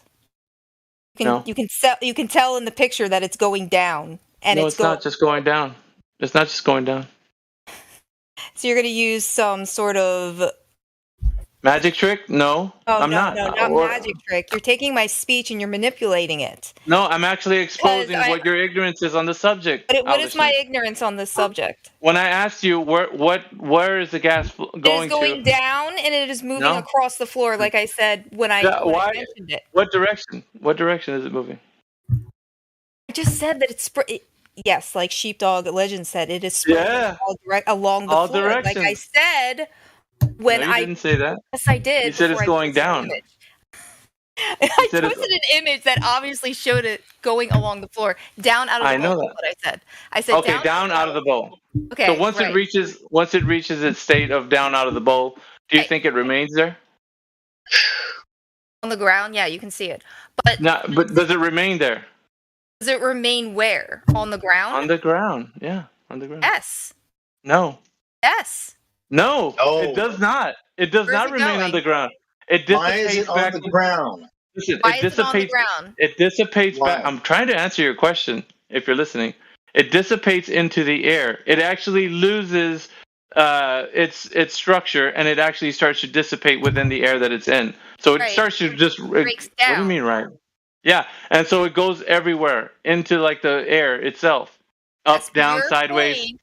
Your point, right, was that air cannot contain air. Gas cannot contain gas. Yeah. The air that you and I breathe.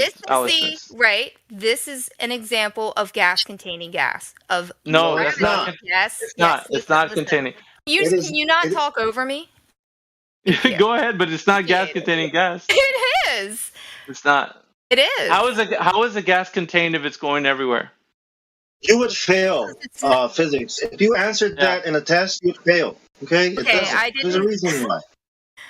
There's a reason why. Look it up. It's very scientific. It's very scientific. Yeah, it is. Like you gotta have to look. It's very scientific. The reason why gravity is affecting. Not gravity. Not gravity.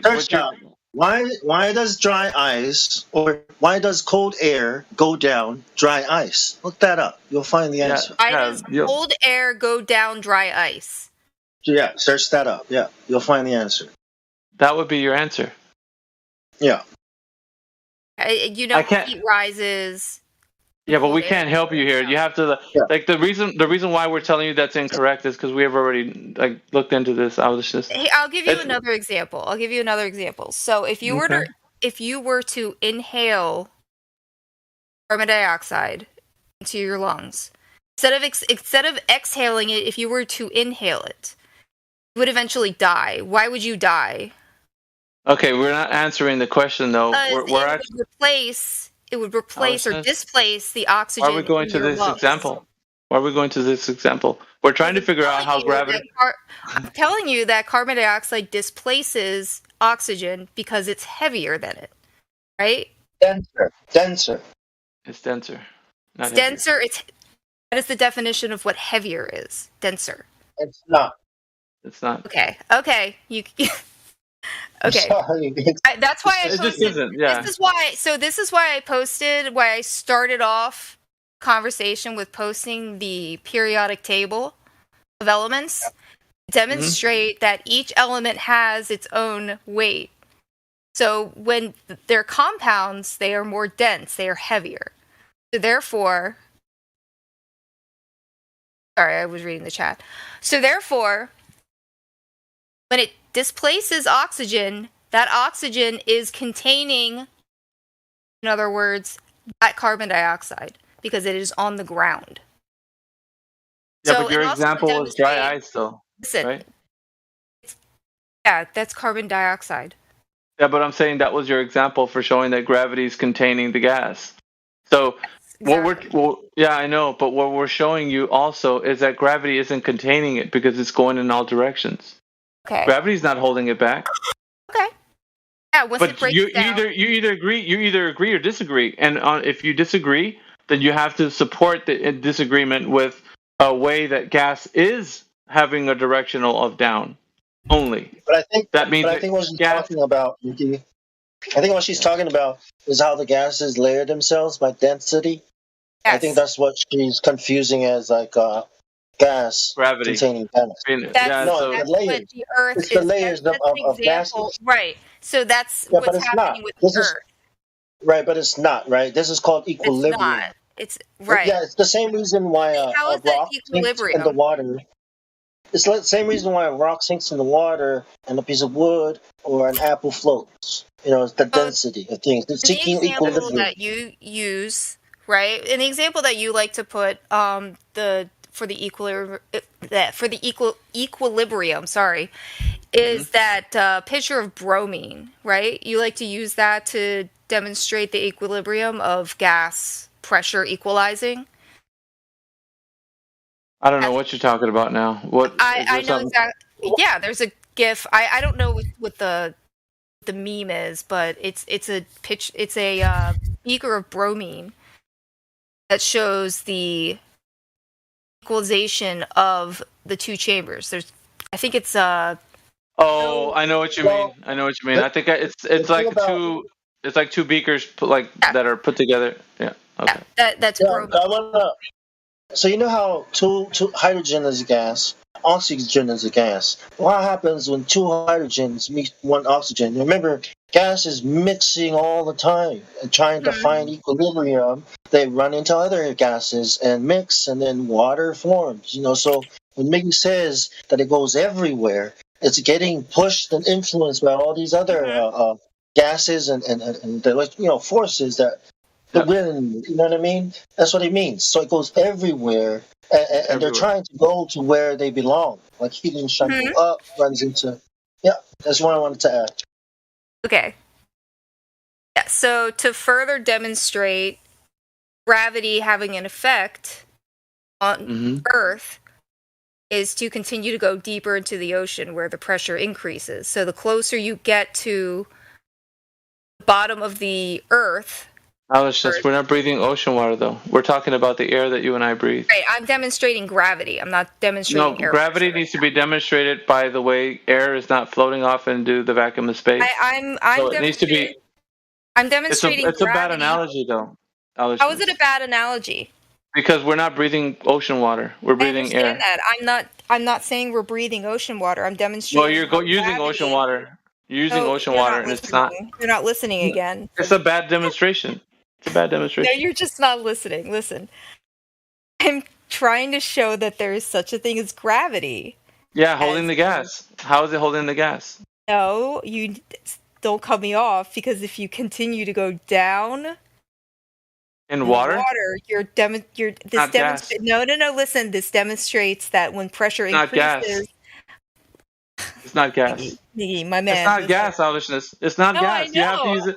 If you know, then why are you using it as an example? Spiraling, my dude. You have to listen. No, I'm not spiraling. I'm actually correcting you. You're using water when we're talking about gas. I understand that. I'm not talking about gas right now. We need to be talking about gas. No. Listen, you want demonstratable things. Of gas. Demonstration of gravity. Of gas. Holding gas. Okay, I already did that. Gravity holding gas. No, you didn't. I did that. No, you didn't. You're using ocean water. You're using ocean water. You're not using gas. You obviously don't want to stick to gas. I obviously want to stick to gas. Obviously. Okay. So let's stick to gas. Okay. Well, you don't want to hear. Okay. Ocean water? No, I don't, because that's ocean water. It's gonna get difficult because you're not using gas, and so gravity influencing gas needs to be what we're talking about. You're not listening to me. I am. When I tell you about pressure being more. No, it's not pressure. It's gas pressure, my good lady. What kind of pressure? Are you gas pressure. About? Gas pressure. Yes, ma'am. Gas pressure. Okay. Mm-hmm. So, as I have already shown. What have you shown? I have shown that the dry ice. Yeah, right? Went everywhere. Yeah. It's not it went everywhere. However, it is not going up. Yeah, because it's denser than the air that it surrounds it. But it's that's the point. Also, yeah. And so the point is showed that the density of certain density of certain elements, of certain compounds, are contained within themselves. No, they have a direction. This brings it back to gravity. And this brings it back to gravity, right? No, it doesn't bring it back to gravity. It brings it back to the assumption that you think gravity is influencing this, and it's not. Okay. Yeah, it's an assumption because here's the thing, right? So no, 1 second. So what you're saying is the dry ice is going down, right? But we're telling you that it's going in any and all directions, even after some time goes by.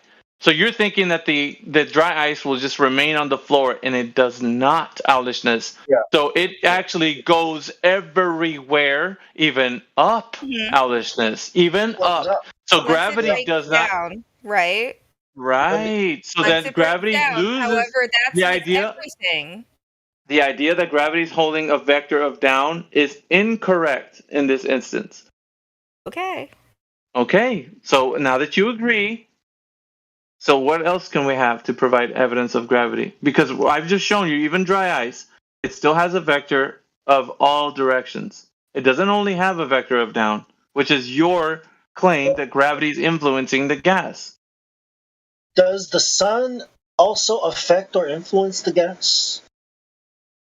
I think it would warm up. It might warm up the air, the cold air, and then up it goes, right? Running into stuff again. Changes the direction. Does the sun affect the air? The dry ice. We're sticking to the dry ice for just a moment because that's what he's talking about. Yeah. What do you mean the sun affecting the dry ice? Like it would warm up it would warm the other elements. No, I mean what I'm saying is the cold air that's on the ground is going to warm up, whether it's by the sun or whatever. The room temperature is going to warm it, and then it's going to rise because warm air rises, cold air.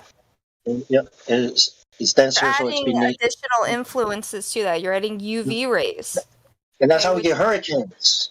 This is how we get hurricanes. Gas pressure changes.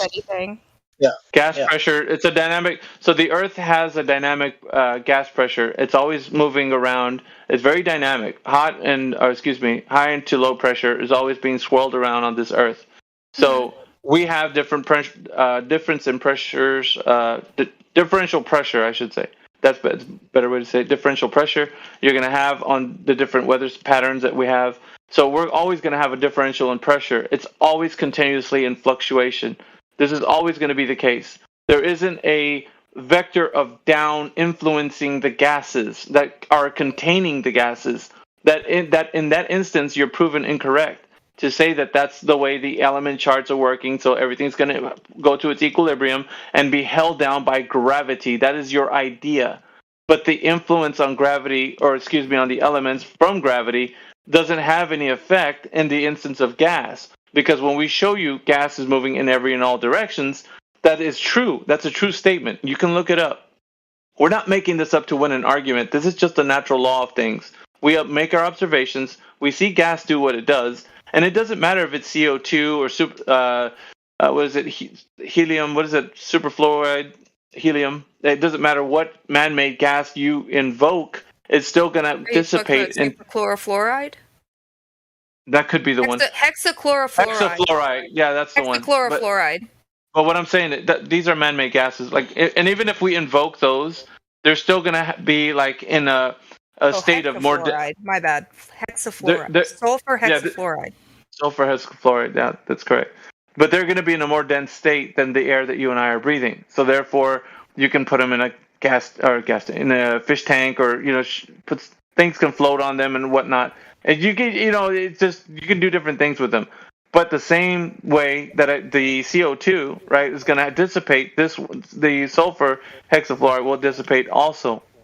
So it doesn't matter. Over time, the idea that gravity is going to continuously layer these things and hold them into a place is incorrect. Because gases move into any and all directions dependent on the ambient air temperature and also the direction in which they are influenced by other gases, like Bong was saying. So we are looking at the natural observation of this. So what your idea of gravity holding gases down would be incorrect. It's an assumption being drawn out by these globalist agenda that are you now trying to repackage and taught to us or told to us in a way that makes sense to you, but it does not suffice or is not sufficient for the answer if gravity is actually containing the gas, because it doesn't do such a thing. It doesn't contain gases. So the demonstration of gravity containing the gas has not been given to anyone. Okay. That's just an assertion that you're making. Okay.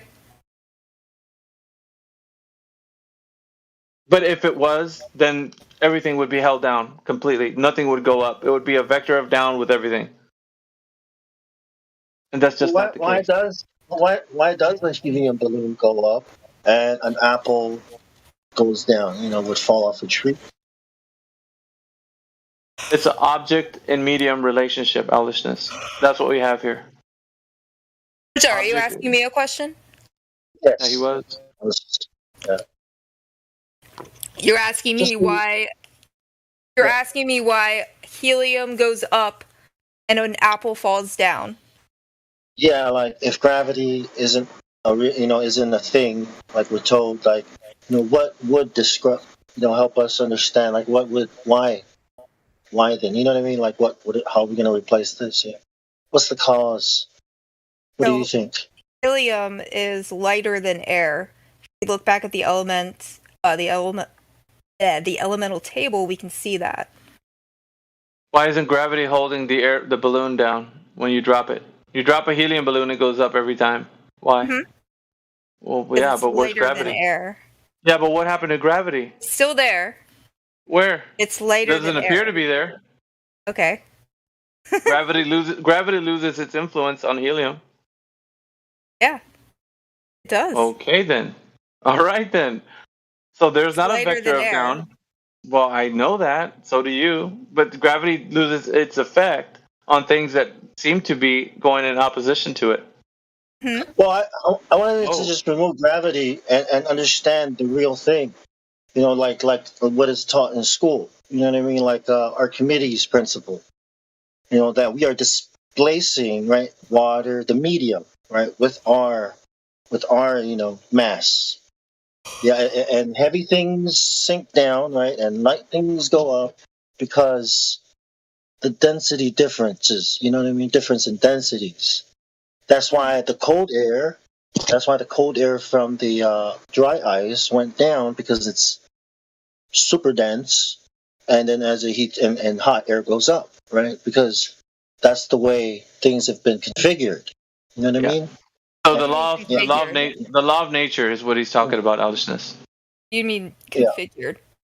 The law of nature. I'm stating it again. He's talking about the law of nature. So the things the way that things find their equilibrium that's just the way it is with nature. Things are gonna find its rest at its at their equilibrium state. Like whatever gases you're using, it within the medium of air, let's say, or whatever control variable you have, but they're gonna find their equilibrium state. Yeah, but what I really wanted to get us to is that there are 4 fundamental forces that are taught in school, right? And gravity is one, the strong nuclear force and the weak nuclear force, that's 3, and then the last one, electromagnetism. So out of these 4, only electromagnetism is what we really work with on this scale. Everything, all the other 3, those are all theoretical. You know what I mean? But strong and weak nuclear force, that's something else. But they're theoretical. So we know that the real force is electromagnetic. All right. So let me just get to the end of the 3 points. These are our 3 questions, right? We still haven't figured out what's holding the gas pressure. Gravity wasn't sufficient because gases go in all directions. So going into this, the idea or the answer between you, Ganso, and Fauda was gravity. And so what we're learning right now is that these gases go into any and all directions. They're very dynamic, so they operate within the air that you and I breathe, and so they're going to have a representation of equilibrium due to the fact that they're more dense in the air, and also after some time they dissipate within the air, so they're going to have a direction or a vector of up. Not just down, and sideways in all kinds of directions. They're going to go in all directions. So gravity doesn't have the influence, as previously thought, to contain anything. So gases cannot be contained by the notion that gravity is containing them. So gravity is insufficient to contain the gases of Earth, holding itself within the vacuum of space, according to the mainstream rhetoric. However, that's going to be restated once again as what gravity is. You might have a thought process behind what gravity is, but even the mainstream science communicators don't have that information. When they're asked the question, what is gravity? They respond with, gravity, what it is? I don't know. That is their answer. When your answer is, well, this is gravity, and you have no knowledge on this subject. And it sounds like, because you're holding on to this story, I'm going to go ahead and conclude towards the end, but I have to hear the conclusion from you guys. You concede that you understand the vacuum of space being the medium that the Earth resides in cannot be proven by the way that you say with just gravity, because you can't provide evidence that gravity is holding the gases in the Earth, because there is no such demonstration of gravity containing a gas. Can I add something too about gravity? So but real quick, I just want to hear the concession before we move anywhere, Bong. And then once I wrap it up, I'm gonna just give it to everyone else. Ganso, Fauda, did you guys fall asleep on this? Or did you give up? One of the two. Yeah, man, they're dead. You guys are dead? No, hello? Yeah, so I'm here. Sorry, my bad. last point. What? The last. Oh yeah. This is Custard's last stand. So either the globe is gonna be propped up with your guys' understanding that gravity's holding everything down, or the gases that we understand can go into any and all directions. That gravity has no influence on them. The idea of it, anyways. If you want to continue, we can. We'll keep going until you finally understand. Yeah, but we're waiting for the concession right now. If there's no concession, then we'll continue to move forward. Ganso, Fauda, and owlishness. What say you? But I agree, bro. Gravity doesn't exist. I'm not saying that it doesn't exist. What I'm telling you is that the information given to you about what gravity is, the theory of it, anyways, because we have little g and big G, but I won't get into that. I'll just wait for you guys to tell me. Guys, this is your moment. You can continue. I concede. Owlishness? Oh, yeah. No, I have no idea what I'm talking about. All right. So let's go ahead and just put a pin on all of this and just say that the Earth measuring with curvature, right? Who has done it any time in history? The answer was, I don't know. The second one, axial rotation. We hadn't had a sufficient answer for that. due to the full cause pendulum fallacy. So that would be, I don't know either, because there's many things that could influence that. So we've gotten to that much. So we don't know. What else could it be? And then the third one is the vacuum of pressure. The vacuum next to that resides to the air pressure that you and I breathe. That the gases containing within are held down by gravity is insufficient. So with all of these things, the Earth having curvature, spinning in the vacuum of space is just a belief that's been propped up by mainstream and given to you, and now you believe it. And so, because of it being a strong belief within you, you still think that the Earth will continue to be a globe in your mind, but it does not exist in reality. Because if it did, it would be self-evident. It could be proven to anyone that would be inquisitive about it and not have such a hard time when saying, what else can it be? It would just be. So I'm going to go ahead and leave it at that. Thank you guys for your participation, even though it was a bit difficult, but we reached the end so that you guys know, everybody understands that you guys don't have any knowledge to support the Earth being a globe. Just believe it to be so. And if you continue to believe, that's fine. It's just a belief. Say only, though, so. I know, I did. I had to, because like, usually people don't get to the... Yeah. Only flat. It's only. There is no other way. You only believe it. Only. Only. Excuse you. Only. Be respectful. All right, so I'm gonna open it up now. You guys can come in. Like that's all I needed to do. Just get them through that. Bong, did you want to add something to the end of the gravity question? Yeah, just Newtonian gravity is what they use on Earth, and Einsteinian gravity, relativity is in space. Space-time, but on Earth it's just an acceleration. But things don't keep accelerating because the less dense something is, it's eventually going to reach something called velocity. I forget. It's a constant speed. Like a feather, it's not going to keep accelerating down at 9.8.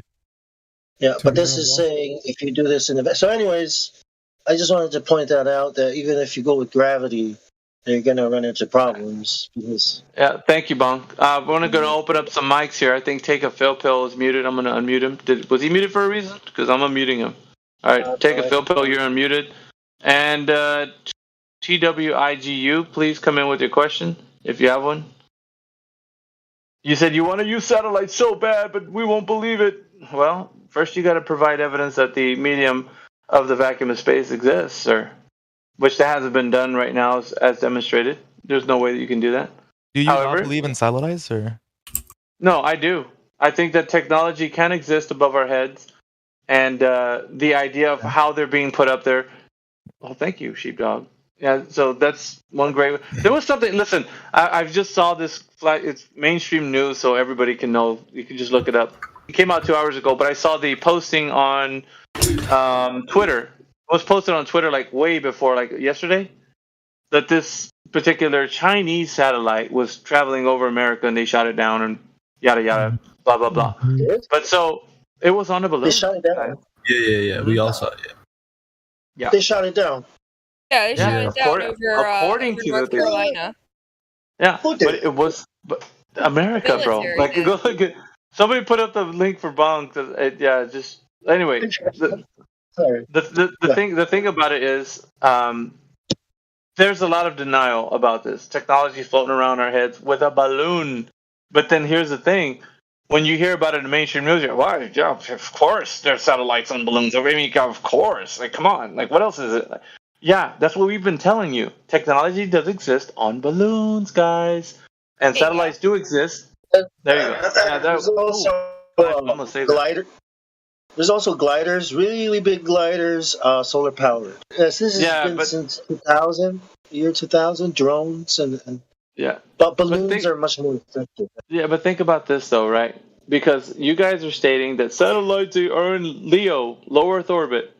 Well, we're telling you that they're on these balloons, and you're saying balloon technology. Bah! You guys are silly. And look at this. It came out on mainstream news. Weather balloons, they still use them to this day. No, but I'm saying though, like the idea of satellites being on balloons seem ridiculous to you guys. That think that the Earth is a globe. Not at all. Well, of course not now. No, it's always been. That's what weather balloons are. Well, of course, but I've always believed in feather balloons. Wow. Do you think there are no satellites without balloons, or? No, they think they're all floating around with balloon technology they have been using since, what is it, guys? Now, you correct me here, because I know they that all use balloons? Wait, so yes, every sir. single satellite in No. Like Bong was saying, there's some that are solar powered. So we got other technology, not just balloons, but solar powered, and perhaps some other. But they're not in the place that you think they are. We can say they're high altitude and pretty far up. And I have I have a citation actually.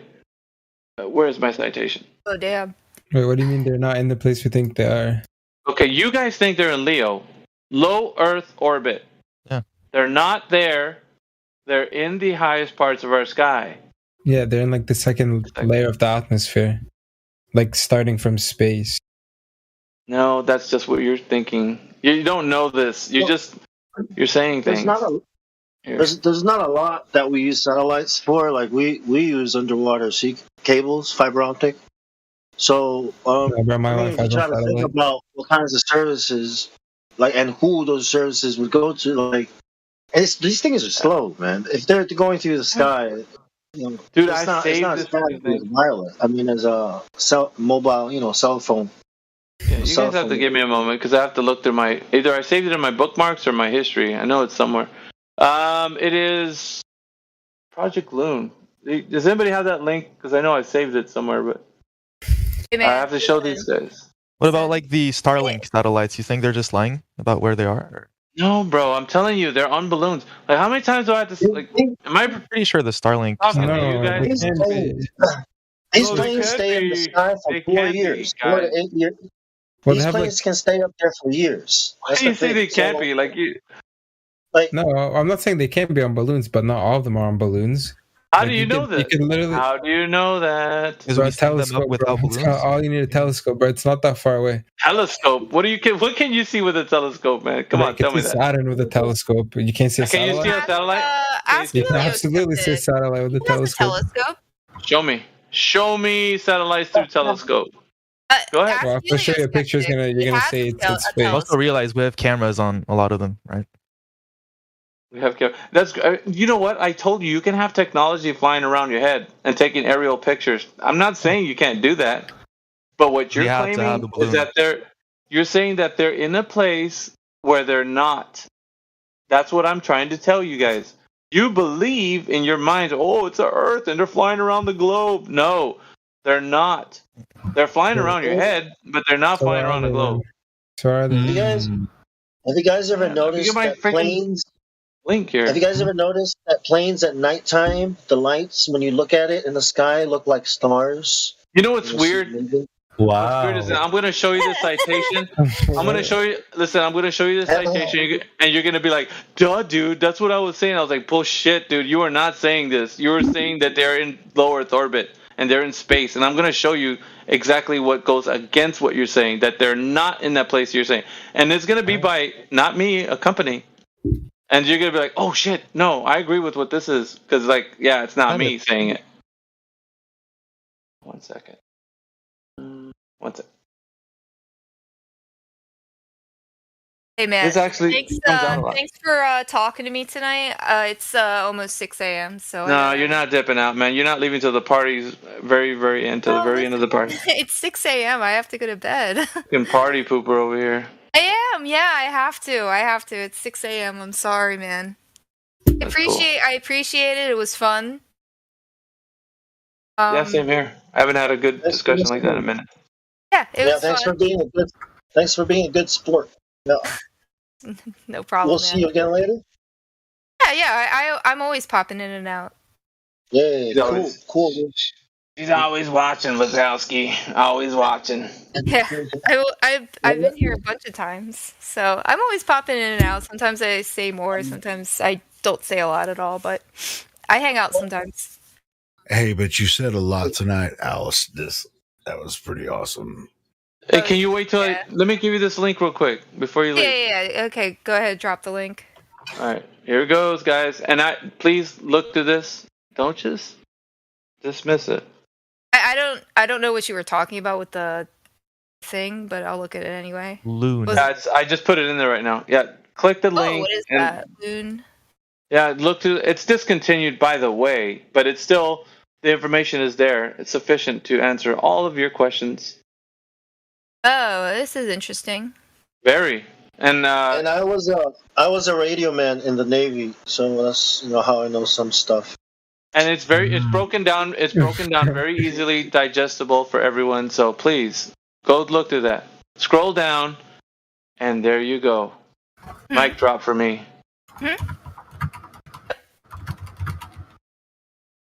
That's my mic drop on you guys right there.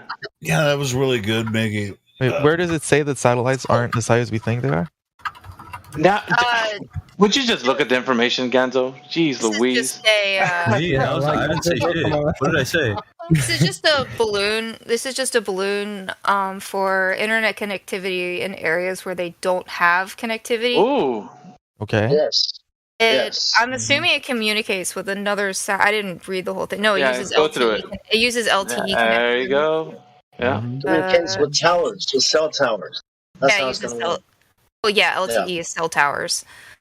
Yeah. It's not. Obviously, it's not used anymore because the LTE connection is no longer a thing. Now we've moved on to 5G, or we've moved on to gigabit connections instead of. Yeah, I mean, 5G is a shorter wave. Scroll down that page before you go to bed. I scrolled it. Scroll down that page. Keep looking because there's a lot of stuff in there, and you're gonna be like, shit, I didn't know this. Knowing is half the battle, isn't it? Oh, that's what I just learned. I just scrolled through that and learned all those things I just told you. And by the way, keep looking at this because this is what we've always been saying. So. Okay.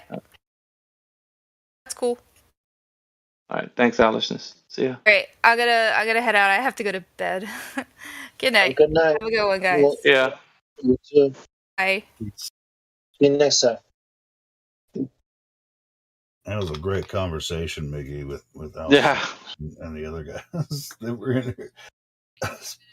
I have a weird sleep schedule because ever since I'm started to work nights, like my friggin' what do you call it? That like the clock that you have that puts like, you go to bed and you wake up and stuff like that's all screwed up, man. Like all jacked. No, your body. Oh, your body clock. I'm all jacked up, bro. Like, listen to my body clock. Body clock. Listen to me. Like, does everything you say have to sound like a radio announcer? Not everything that it's my rhythm. That's thank you. My microphone's fault. It's my microphone's fault. It's not me. Hey, you guys take a look at that link that I put in there. It's really, really good, and it'll help you like to explain like the balloon technology. And a lot of people would be like, balloons, yeah, isn't that balloons? And you're like, So I thought you were going to send a link that like disproves non-balloon satellites, but this is just one technology that uses balloons, right? Or that uses yeah, the idea that internet connection can be supported by balloon technology has been in play for quite some time. Oh, it can only be Starlink and they can only be in LEO. It's like, no, man. This is showing you that you can have that technology and it supports. I know you're saying because I'm giving you a citation. I've never looked into this type of stuff. I don't even know much about Starlink. So, but what I'm saying is people would disagree straight away. They would we had conversations with people about satellites and that this can happen on balloons. They'd be like, "No, it can't. It can't happen on balloons. What are you, crazy? They can only happen in low Earth orbit, man. They send them up in rockets and whatnot." They're like, dude, you're so freaking dumb, dude. Like, do you know how easy it is to put them in balloons? They have. There's a big difference between dumb and ignorant, isn't there? Of course. So I mean, we have often people come in here and start spouting stuff when they're actually the ultimate. They come in here with the fallacy of what is the fallacy where they're just like, I know we did this and we did that and when they argument of ignorant, argument ad populum. That's the fallacy, and it's just like, bro, dude, I used to believe that too, but now I don't anymore.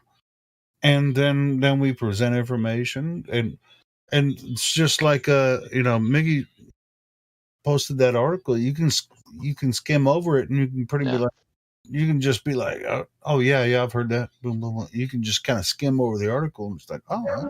You know what's funny though? What's funny though is that just like yesterday, I would say, we saw that they shot down that Chinese spy satellite on a balloon, and it's like, okay, so where was the spy satellite in low Earth orbit? I don't think so. It was on a balloon. You guys are something else when you're like, well, it could only be in low Earth orbit. Like, dude, didn't you just hear mainstream rhetoric saying they shot down? Oh yeah, I heard it, man. It was there in the news. It was like, duh. Of course they're on balloons. A balloon? You weren't saying that shit before. You were like, dude, they're all in low Earth orbit, man. And then they're shooting one down on a balloon, and you're like, well, yeah, they're on balloons. That's so dumb, dude. I hate that. Like, and then you guys are like, oh. Yeah, of course they're on balloons. There's a difference between being dumb and ignorant. I mean, you watch the news, and it's like, oh, did you see this? Well, they said it on the news, so it must be real. Yeah, it must be true now. Yeah. But we've been saying this whole time. And there's the new telescope, Sophia. It's on the 747. Not a balloon. It's on a plane. Sophia was 15 years ago, bro. Sophia was Hubble. Sophia came down when Hubble came down. Yeah. Well, supposedly Hubble's still out there doing shit. No, I used to look at Hubble came down. Hubble came down. That new telescope that went out there. I can't remember what it's called. Somebody might know. James Webb. James Webb. Oh, I remember that. Yeah. James Webb. It was, yeah. But they sent astronauts to repair the Hubble. I had a story about that back in the day. It's just it's good. Like the mainstream is now showing you Chinese satellites shut down by a balloon. I'm like, dude, this is rich, man. Like, I can't wait to rub this in all the globe earthers that come in here's faces.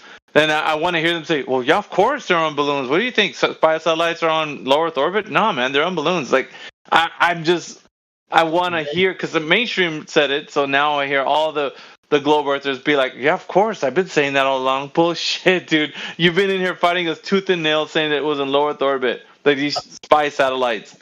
I hate that, bro. That's one thing. The moment it comes out on the mainstream news, they're like, duh. I've always been saying that. Yeah, those anti-flat earthers, the thing about them, they're not dumb or ignorant. They're anti-flat earth. Yeah, they love to hate us, man. They do. Yeah. Love it. Love it, love it, love it. And so, suck it up, Buttercup. It's Coke, you owe me a Coke. Irene. Hey, Irene. Come on, Irene. Oh, you know what I mean? At this moment, you mean everything. We can dude. Jeez Louise. Never a dull moment with you, bro. Hey, why is Dylan LXIX muted? You could stir up some trouble or what? He's got on his about me, women are not my equals. Like, well, thank you for that information. That was not even, dude. There was some women kicking ass in here right now tonight. I wish Kim was like laying into these guys. Yeah, bro. Kim was. So he must have came out of some. Even on the globe side, we had some women kicking ass in here. So, bro, I was like, Kim, you're beating a dead horse, and then, like 5 seconds later, she's back to beating that shit. But you came out of a woman, so what the hell? And she had to raise your sorry ass when you were a helpless baby. So what the hell?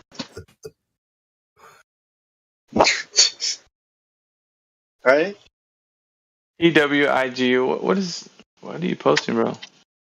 Chinese. Man must not have had a mom or something. Hey, oh, thank you. Yeah, look at this. Look at what they put in here. Look at the link that TWIGU put up. A balloon is spying on the U.S. from, and this is the stupid red. Oh, they even have a video that's connected to it. Oh, this is Time Magazine, right? Yeah, but look. Let me click off the video. I do want to see the video, but it's like a general with like a bunch of pins on his chest talking about it. Hang on. Well, it's the topic. The topic says a balloon is spying on the U.S. from the sky. Here's why China may be using old-fashioned surveillance technology when satellites exist. What the freaking hell, bro? Went to the fucking moon. Yeah, exactly. But it's just this is cyber whatchamacallit, some kind of cyber attack pandemic that's coming. They say it's going to be worse. This article came out yesterday. They said it was going to be worse than the last pandemic. And how can that be? That just means more people are going to die. WEF, the Charles Schwartz guy, or the Schwartz guy, right? So this could be like one of those, you know what I mean, predictive programming / false flags / oh no, China's attacking us. This is even better. I'm looking at it now. Here's where the article starts. I mean, it's going to take away more rights. You just read the title of the article. Check this, the body of the article. Check this out. Cyber attack is going to take away more rights to use the internet. The earliest military application of a balloon is often credited to Zhu Lang, a well-known strategist in dynastic China, whatever the fuck that means. Yeah. That was in the 3rd century when he used kerosene-doused cloth to propel a sky lantern that alerted allies in the neighboring communities of a looming attack. In the almost 2,000 years since, balloon technology advanced and was used increasingly for reconnaissance missions. Oh my god! Yeah, this is so. Isn't it pointing it? It's pointing it out. Yeah, it's pointing it out though, guys. Like it's telling you, like, look how old they've been using balloon technology. And I've been saying this shit. Haven't I been saying this shit? I've been saying this shit. Yeah, you have. On Wednesday, a mysterious white orb was spotted floating above Billings, Montana, and U.S. security officials suspected it almost certainly to be a Chinese military surveillance balloon. Almost certainly. They're like, hey, we think it's a Chinese spy balloon, guys. I don't know what it is. Let's go send out a plane, go shoot that shit down. It's Chinese. So it's just like, who's our enemy? Yeah, but the thing is, you're going to be asking the question, how the hell did they penetrate U.S. airspace all the way to freaking Montana, you guys? Montana, yeah. Exactly. Oh, my God. Yeah, someone's not doing their job. Somebody fell asleep at the wheel there. Yeah, however, even though the balloon was hovering over sensitive sites, including a field housing U.S. nuclear missiles, the Biden administration ultimately decided not to shoot it down, as officials advised that it doesn't pose a threat for now. But it's debris might. Yeah. Look at it. The debris might pose a threat because if they shut it down, it might hit some farm in Montana or some shit. And look at the bullshit that they say afterwards, Hilo. We have no intention to violate the territory or airspace of any sovereign country. Mao Ning, a spokesperson for China's foreign ministry, said at a briefing on Friday, "We're gathering and verifying the facts. We hope both sides can handle the matter together in a cool-headed and prudent manner." The ministry later admitted that the balloon was from China, but described as a civilian airship used for research, mainly meteorological purposes. Steered off course.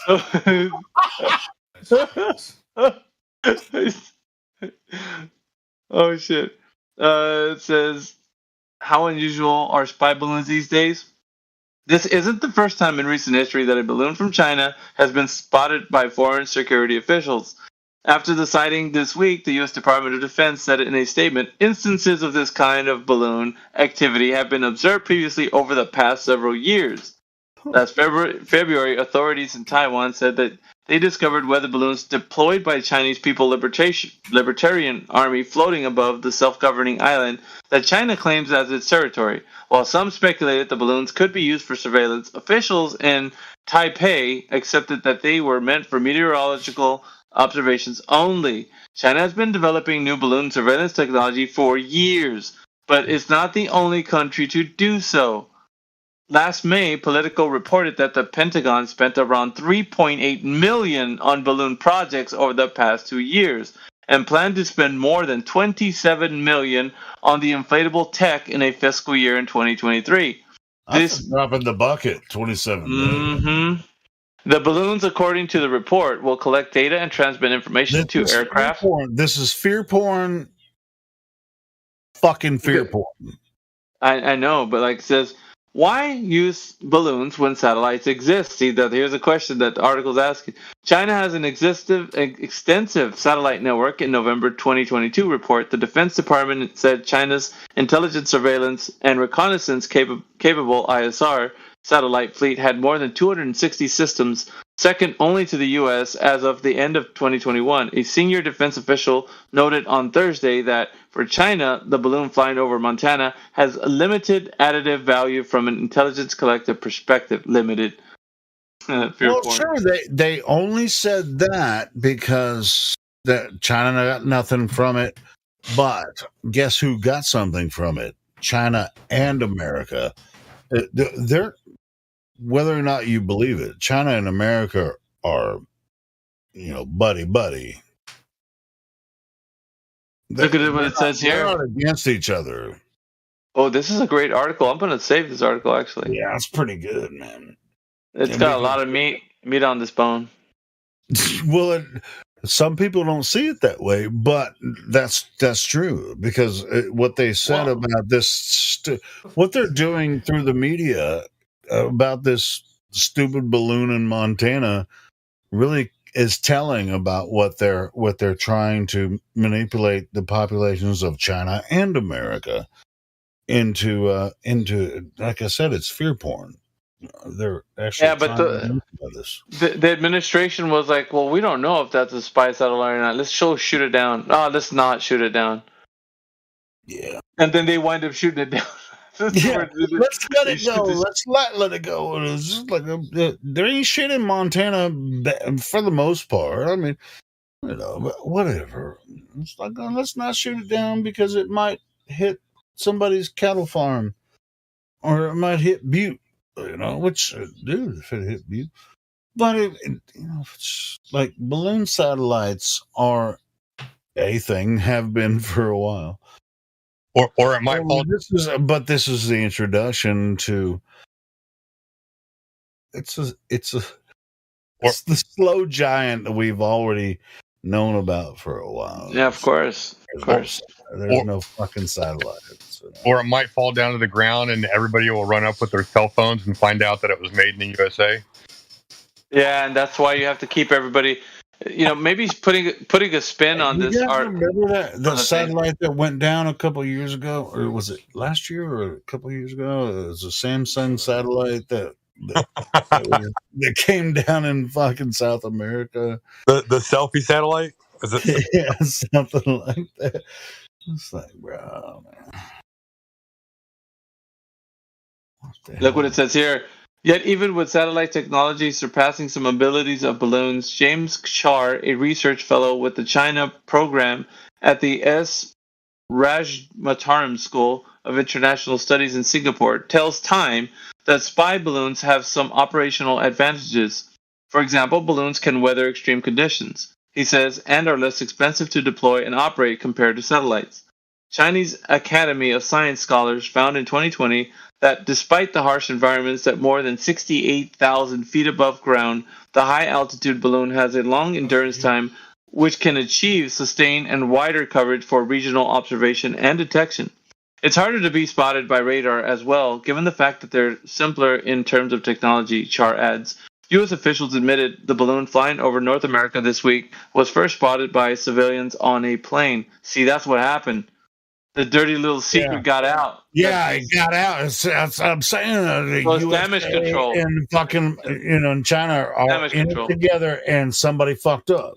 Yeah, it's damage control. What you're seeing here is a mirage. It's damage control. Mirage. Yeah. So yeah, it's damage control. Is what it is. It says high altitude balloons can also be trucks for any number of platforms, whether it be communication and data link nodes, ISR, tracking, air and missile threats, and without the predictable orbits of satellites. Tom Caracal, Senior Fellow of International Security Program and Director of Missile Defense Project at the Center for Strategic International Studies, geez, that's a mouthful, told Politico. And though the technology is old, says Beck Shrimpton, Director at the Australian Strategic Policy Institute, balloons can complement surveillance technology in orbit, while they can be built and deployed at a fraction of the cost. According to 2020 analysis in defense publication Armada International, the development, launch, operation, and insurance of a single satellite can cost up to $300 million. Another potential... Yeah. Without going through all that, hold on. I just went to the bottom of the article. Here's the last one. It is a threat, no doubt, Shar says, but how serious is it? I think it's pretty clear. If it's serious enough, I'm sure something more drastic would have been done by the U.S. establishment. Maybe like go to war or some shit? Like, what are you talking about? I don't know. You're going to have to figure that shit out by yourself. Take it for what it is. Why didn't they catch it over the last statement of the article on Time from Time magazine, bro. Yeah, here's their quotes. This is what they would say. I think it's another demonstration of the Chinese military's adherence to operations below the threshold of war. That's number one, says Shar.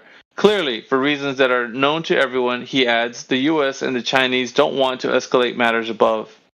Go ahead and read the same one I just read. Go ahead. Yeah, and that would be the conclusion of it, to where he's also saying it's a threat, no doubt, Char says. Like, who's fear porn, man? This is stupid. Like, just because they got found out, whatever satellite this was that they were using, it was probably it was no threat to anyone. It was just an accident. They're obviously using satellites or whatever. I mean, it's really not even. It doesn't really have anything to do with flat Earth or anything. It's their political freaking stupidness, and really has more to do with Hollywood and news and money and shit that we're a part of, but we don't really give a shit about.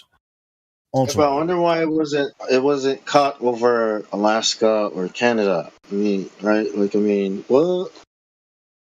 Because it had to be put over some sensitive areas where they could give it like the reasoning behind why they would shoot it down.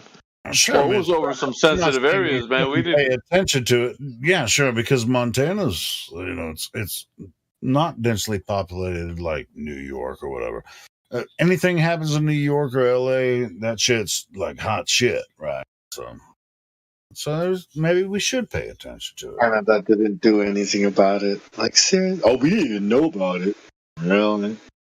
What are you guys doing? Yeah, just keep it looking. Really dumb.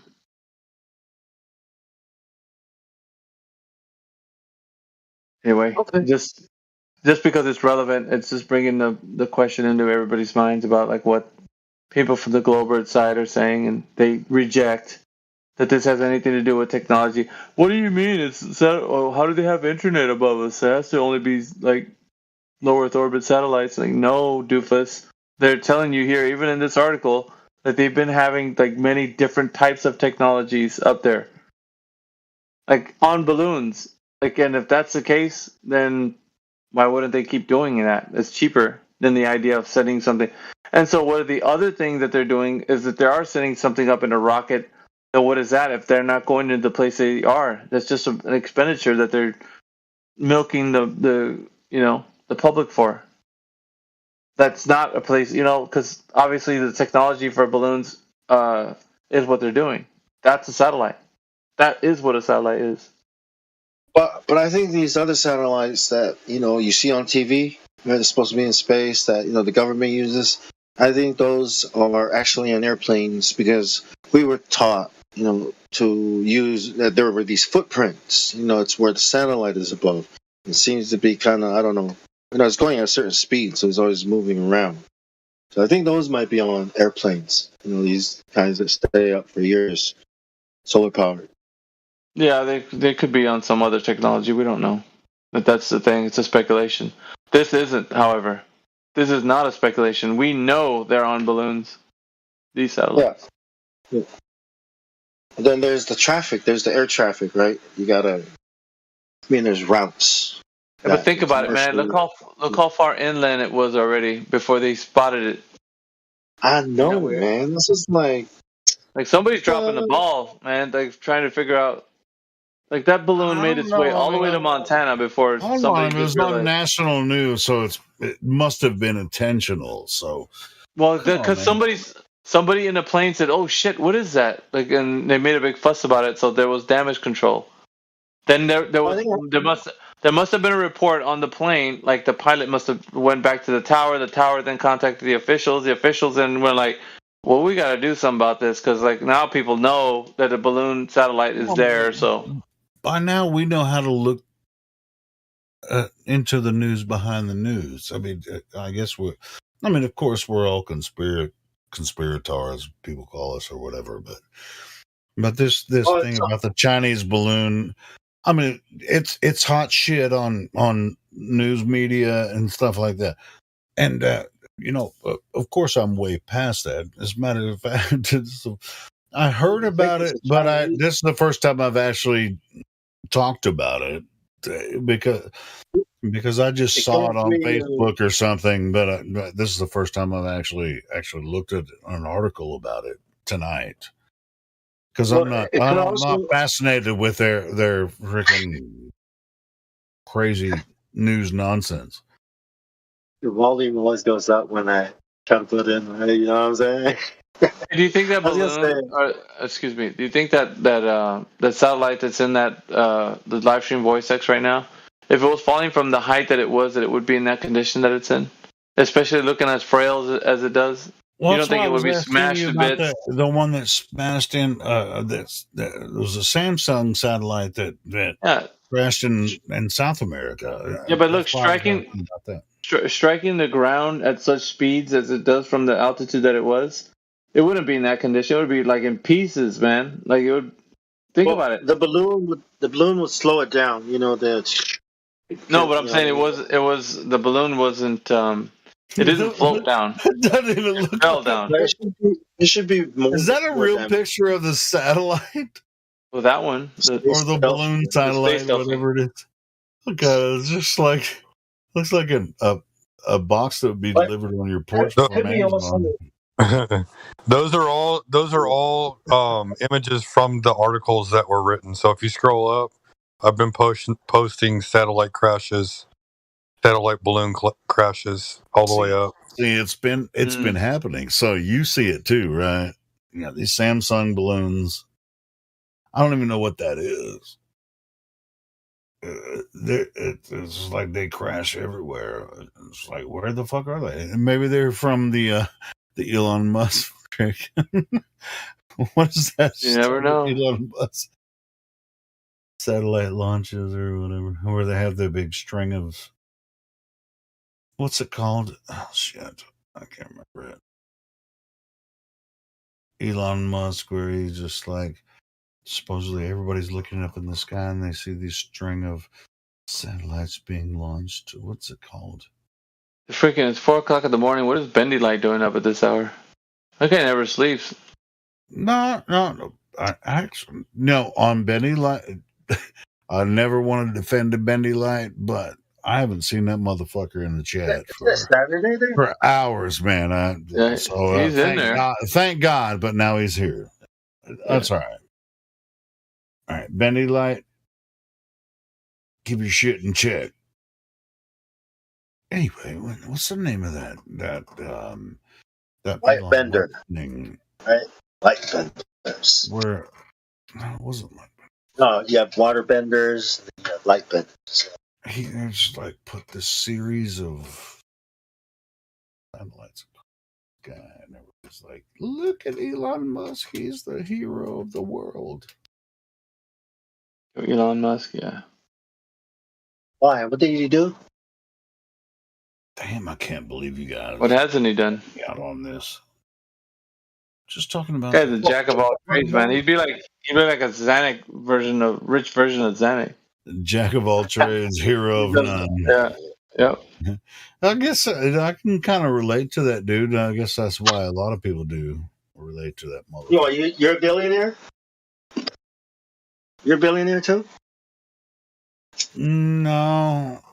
I wasn't born. Dude, that motherfucker was a millionaire before, as he was born. He was born into money, you know.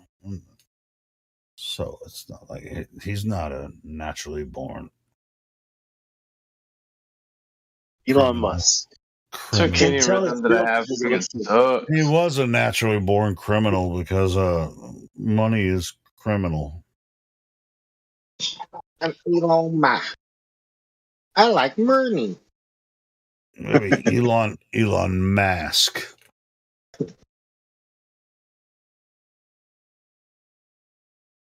Yeah, you can tell it's real because it looks so fake. Elon Musk. For certain. You can tell it's real. We have way better CGI than that. Elon Musk. Because it looks so fake. And you can tell it's fake because it looks so real.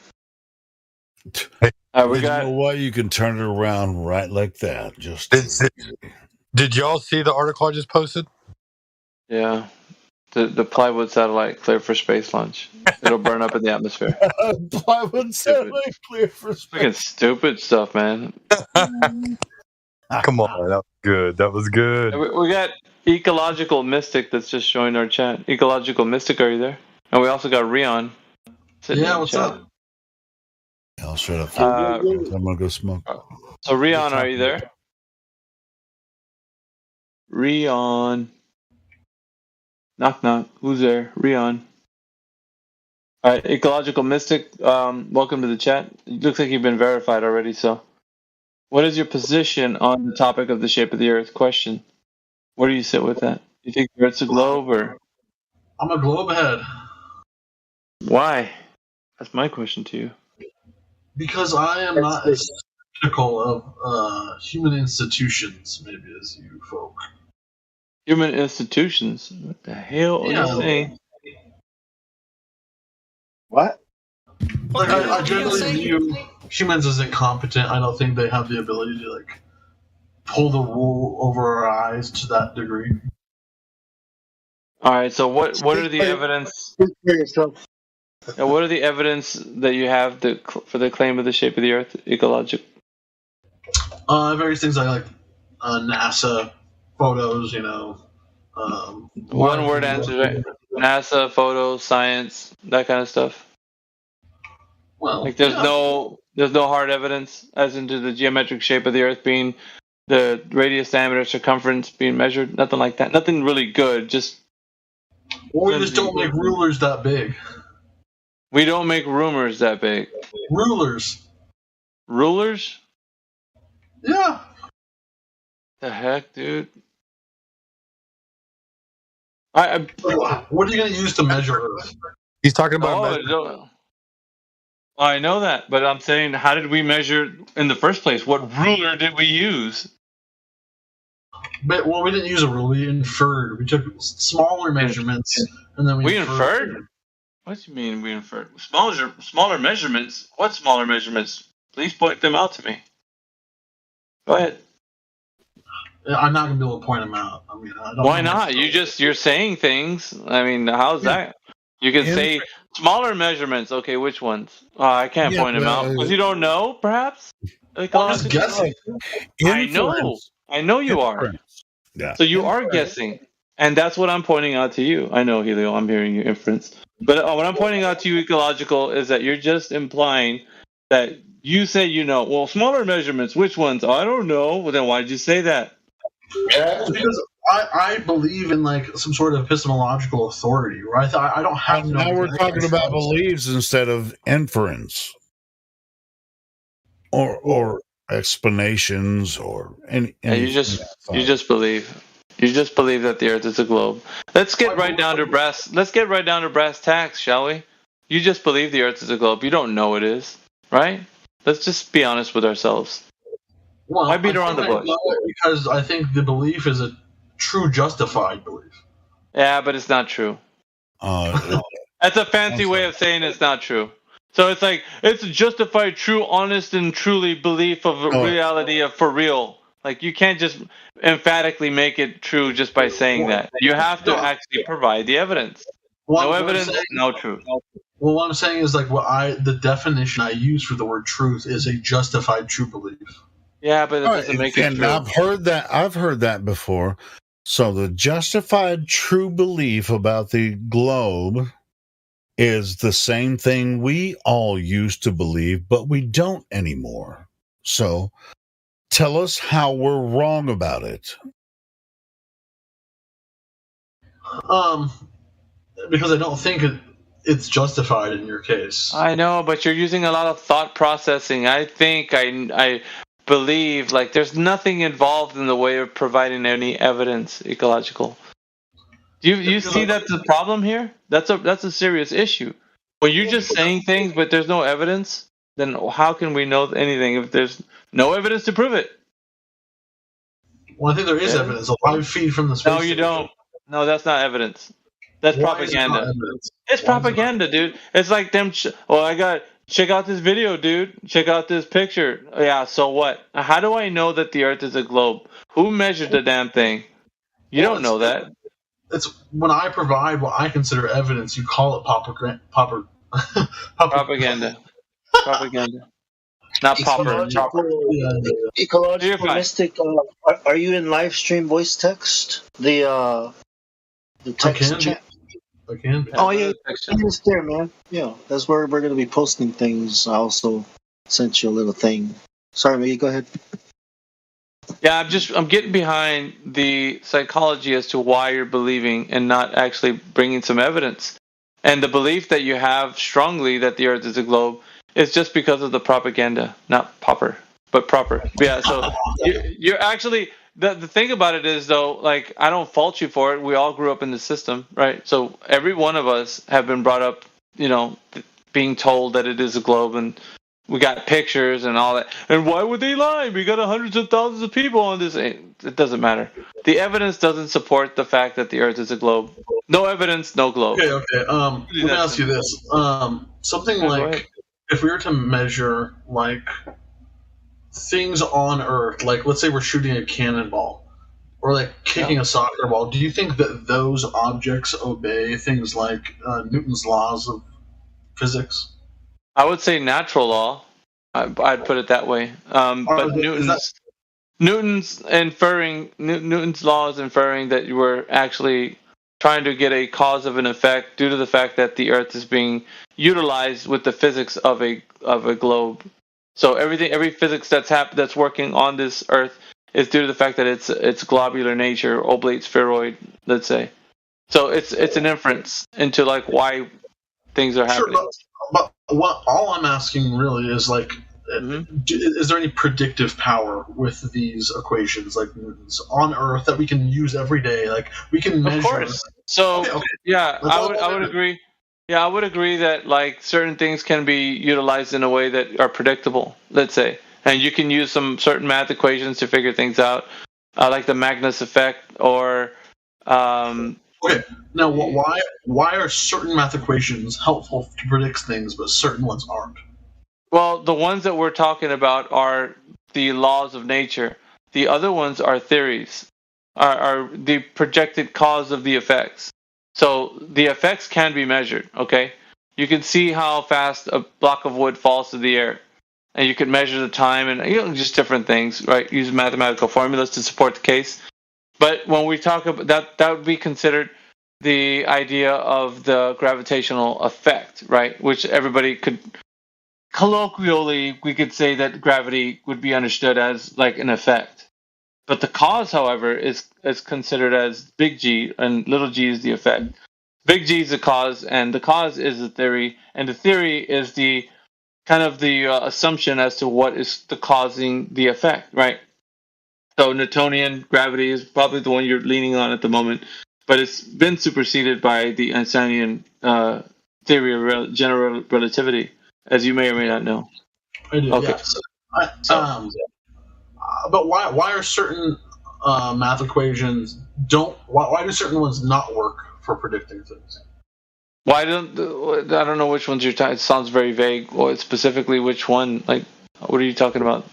Well, I can't just write random numbers on a board and have it predict anything. Well, because the effect has to follow like the natural law of things. So if we see something happening, then we can predict because of these things that they are going to happen the very same way in the very same pattern that we've always seen them to work. So with the predictability of them, it's because they've been they have a post-predictability. So we've already seen things happen, and we can measure the time that it takes, and just different like things that. Okay. Yeah.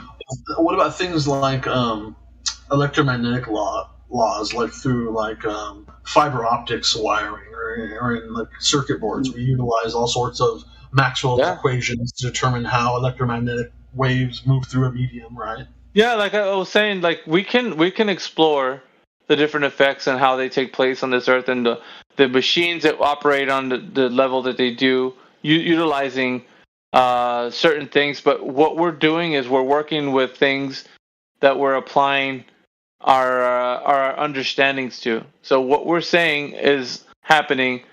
It may be the cause of those effects might be something different, but the effects, however, can be measured and you can use them practically, right? So those equations are useful in a practical use form, and so you can work with them, but it's not necessarily stating that the superimposed idea that they're working off of is because of the understanding or the underlying physics of it is to be dealt with of a premise that the Earth is what people are claiming it is. So that's the part where it goes wrong. It can't be because the physics are working on a globe, because you have to prove globe first. So if you prove the globe, then the physics that you're saying would be in a way of like, I would say, in line with more or less what you're saying. But if you can't provide the evidence that the Earth is a globe in the first instance, then you can't just then assume that the physics are working like the way they are because of a globe. So the effect that you're trying to show you isn't like, you can't tell me what the assumed cause is unless you are able to prove it. You have to prove the cause of the effect. You can't just say that the effect is because of this particular thing, because the Earth is a globe. You have to prove globe first. Does that make sense? I think I understand what you're saying, but like, okay. I just wanted to talk about the effects that we agree on, kind of. It's like I don't disagree with things like when it comes to like, the effects. I don't, because we can all observe these things. So what? But all the things that we observe use a very predictable kind of pattern that we can write down using these equations. We could use them as a working average, and they're useful. So like the rate of fall on different elements changes. They're variable. You might think that in a controlled way you can actually get a bowling ball and the feather to fall at the same rate. Different elements, however, fall at different rates, even in considered using in a controlled environment such as a vacuum. And this already has been proven. Like, I don't have to go into too much of that, but I would say as an average, you can more or less hit around the same like fall rate. So the average fall rate would be consistent with the equation that has already been put out. So was it 9.8 meters per second squared, something like this? Do you think that these like descriptive kind of laws that work on our level that describe these effects that we all see, do you think that they can imply things about things like the moon? Predictability in the patterns, like the movement and let's say lunar eclipses and things like this. I'm sure. Like post-predictability, the moon works in a cyclical pattern, So definitely, people have been noticing the sky for thousands of years. So why not be able to see if it's cyclical? And like they're able to detect, when things are going to happen because of its post-dictability, because the things are already took place. And so just measuring, times and seasons that the moon is in its like course, then you can come up with like a cyclical pattern of like, oh, I know that in every 5 years this will happen. I know that in every 3 years this will happen. I know that every 10 years this will so the moon goes through its cycles and its patterns, and they're predictable because of their post-dictability. They've already happened. So they've been observed.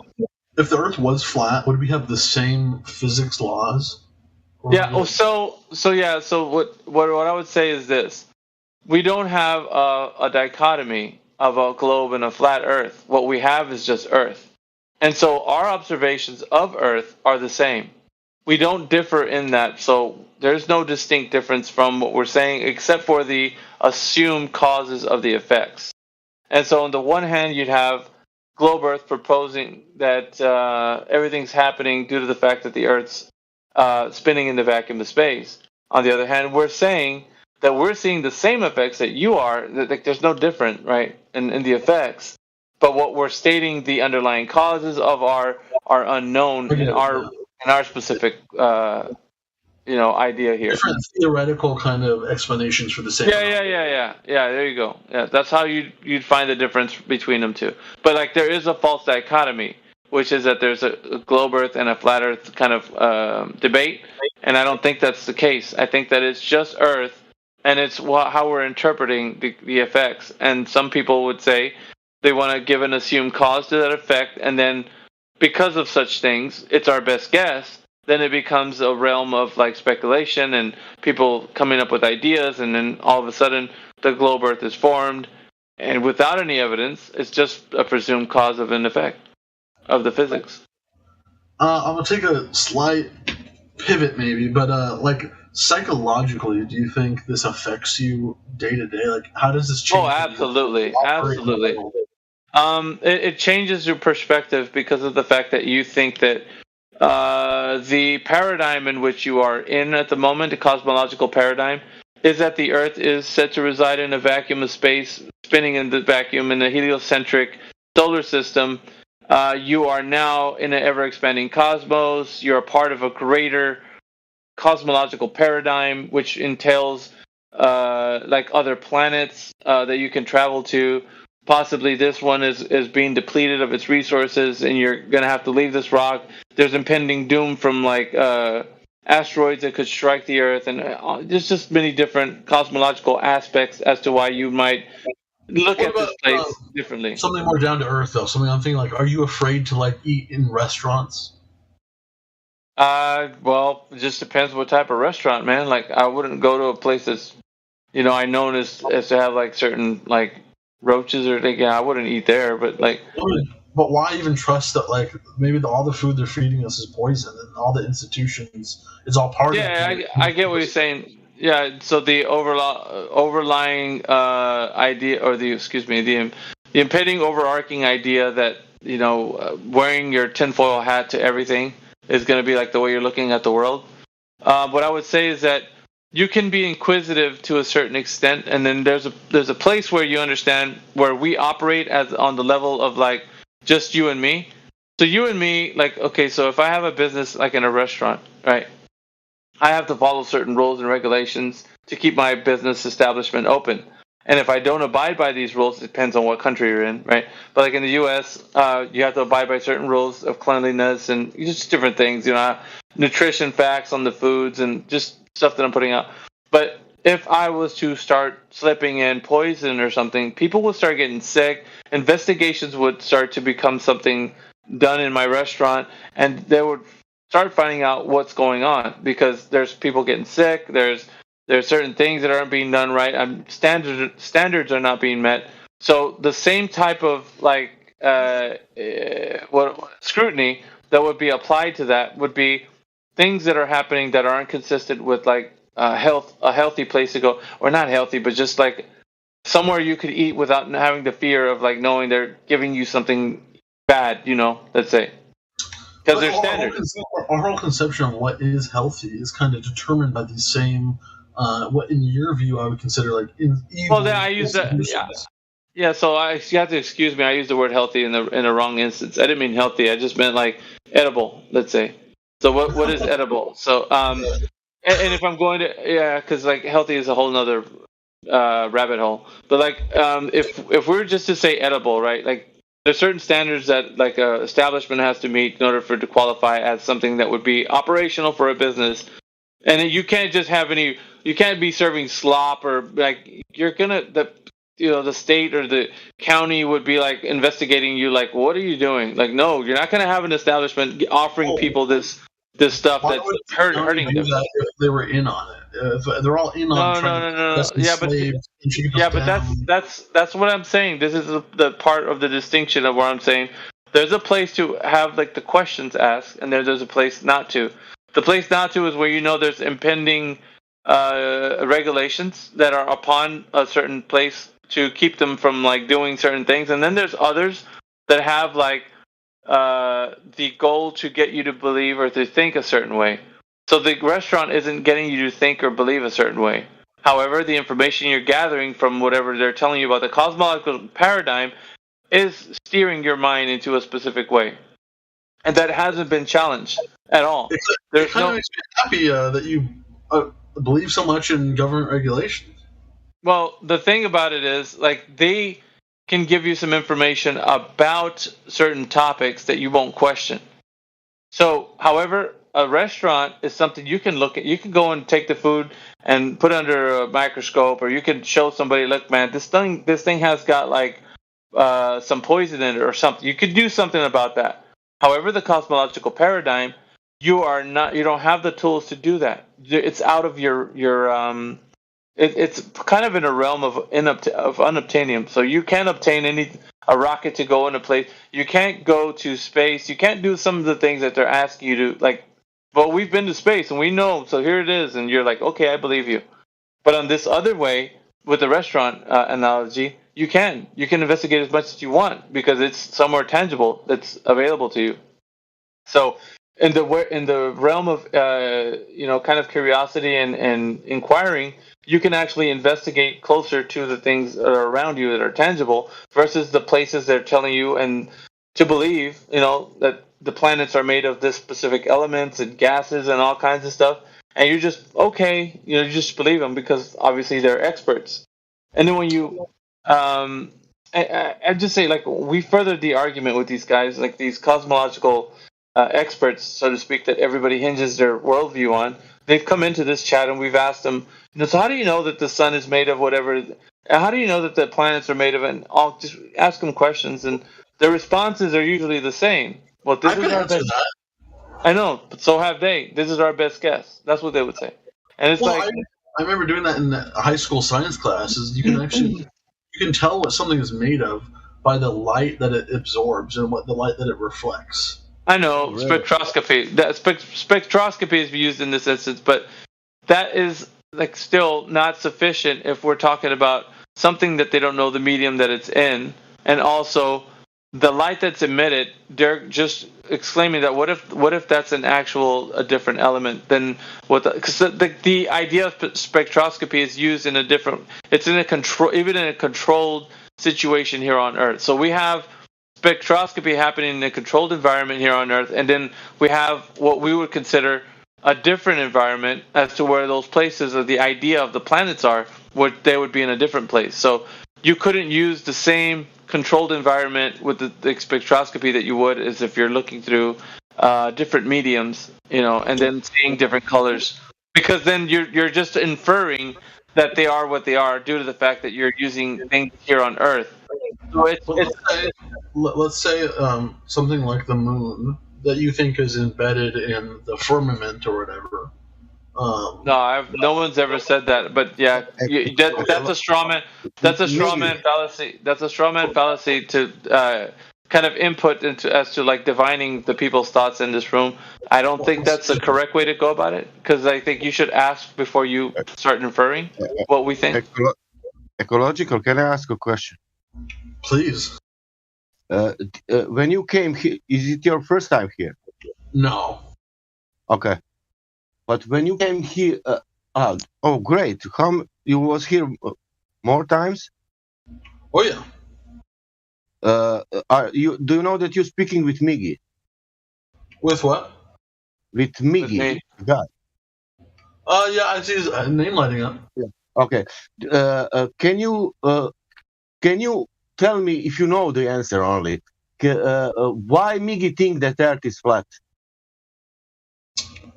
I would guess because something like we cannot measure the curve of the Earth, and that water maintains level, something like that.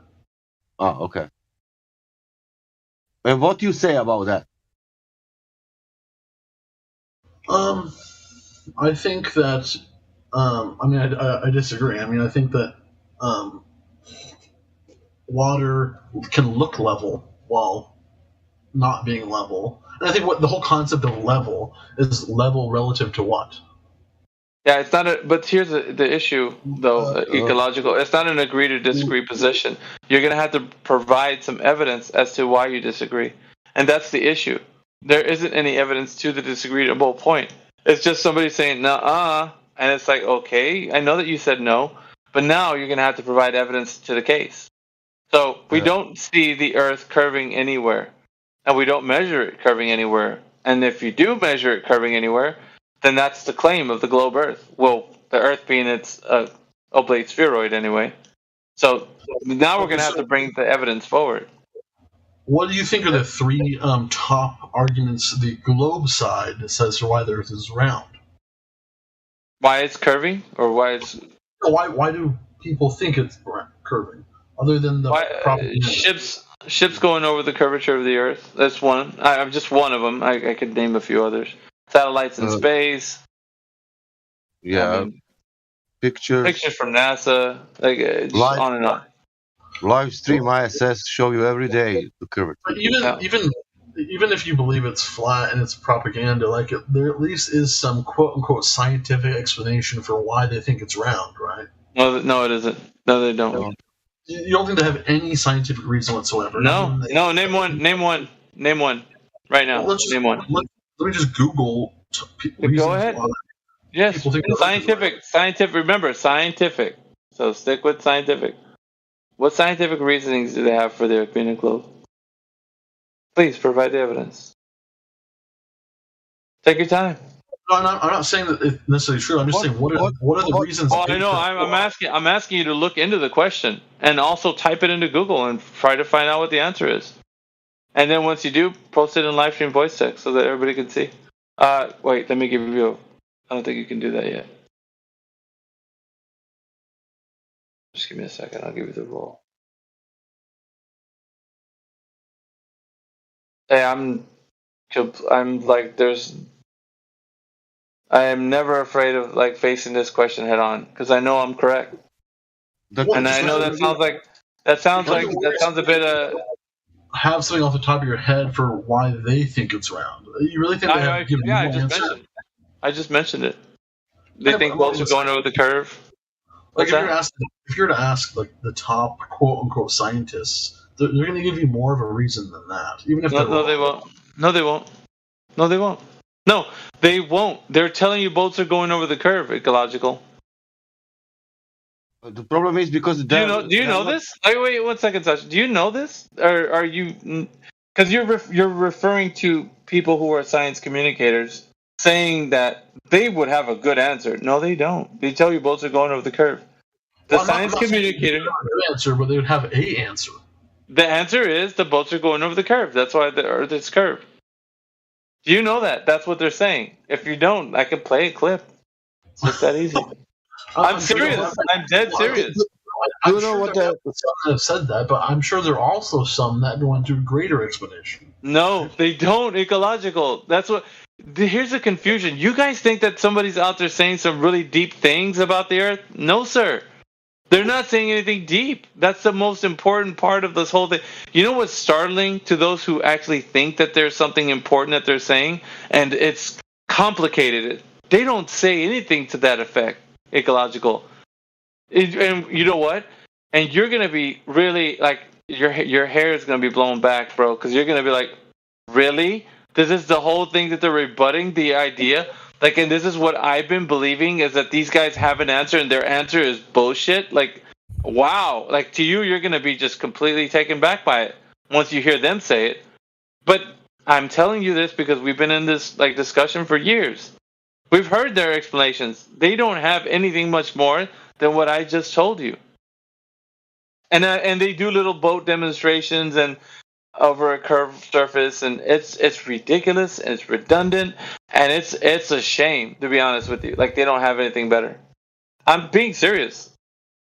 Like, you can look it up. Like, that's all I gotta say. Scientists saying that horizon should be on 1.2 miles with 1 foot observer height. And that's scientists saying. But they're not saying anything more than the boat's going over the curve. Like, that's the gist. And you don't know that. You're thinking like there's these scientists. They got big brains. You know, they've got stuff. They got complicated answers I wouldn't even comprehend. No, they don't. And it's redundant and it's simple and it'll take you by surprise if you didn't know this. But yeah, go ahead. Do you know why boat doesn't go over the curvature? Because we are in 2022. We are not in 150 to 73. Suck my dick. PT Dodo 38. You're on mute. PT Dodo, why would you be so upset about this? Like, this actually hurts you in some way to hear that your Earth is not being what you told it is? If you don't have anything until I'm just looking at like the people that come into this room. It's like, you're a critically thinking person. Why would you say something so ridiculous? Would you have your own way of just like, you can talk about it if you want. Who are you referring to? PT Dodo 38. He's another character that's in this room here with us. And why are you so triggered, man? Because water doesn't want to curve. Yeah, is that what he got him triggered? He just got to come in here and blurt some obscenities? Yeah, because when you go to the beach, Miggy, you know, and now you want to measure that curve, you know, and water it's level, you know, and then that piss you off, and then what the fuck, motherfucker, you fucking motherfucking water, why you don't want to curve? And then you come here, and then you're angry, you know. We got no time for that, man. Like, seriously, go take your stuff to a Minecraft surfer. But there's a whole field of geodesy, right?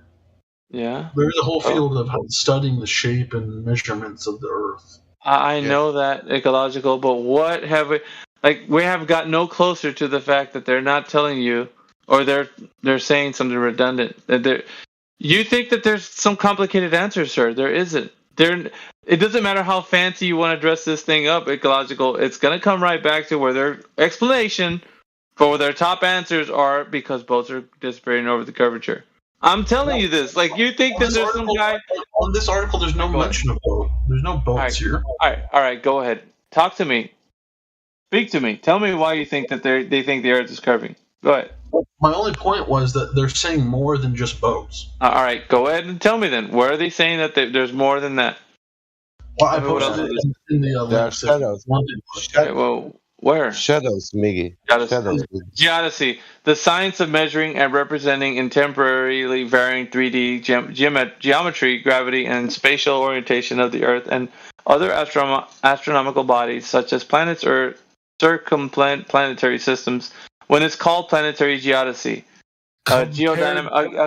so we're talking about compared things. To what? Compared to we're talking about things there has to be a comparison that it's based on. Talking about things that they're making observations in the night sky about, right? So, are they looking at the Earth? The Earth. The Earth. Exactly, Miggy. Exactly. I'm sorry. Earth. Yes, the Earth. I'm sorry. What was the question?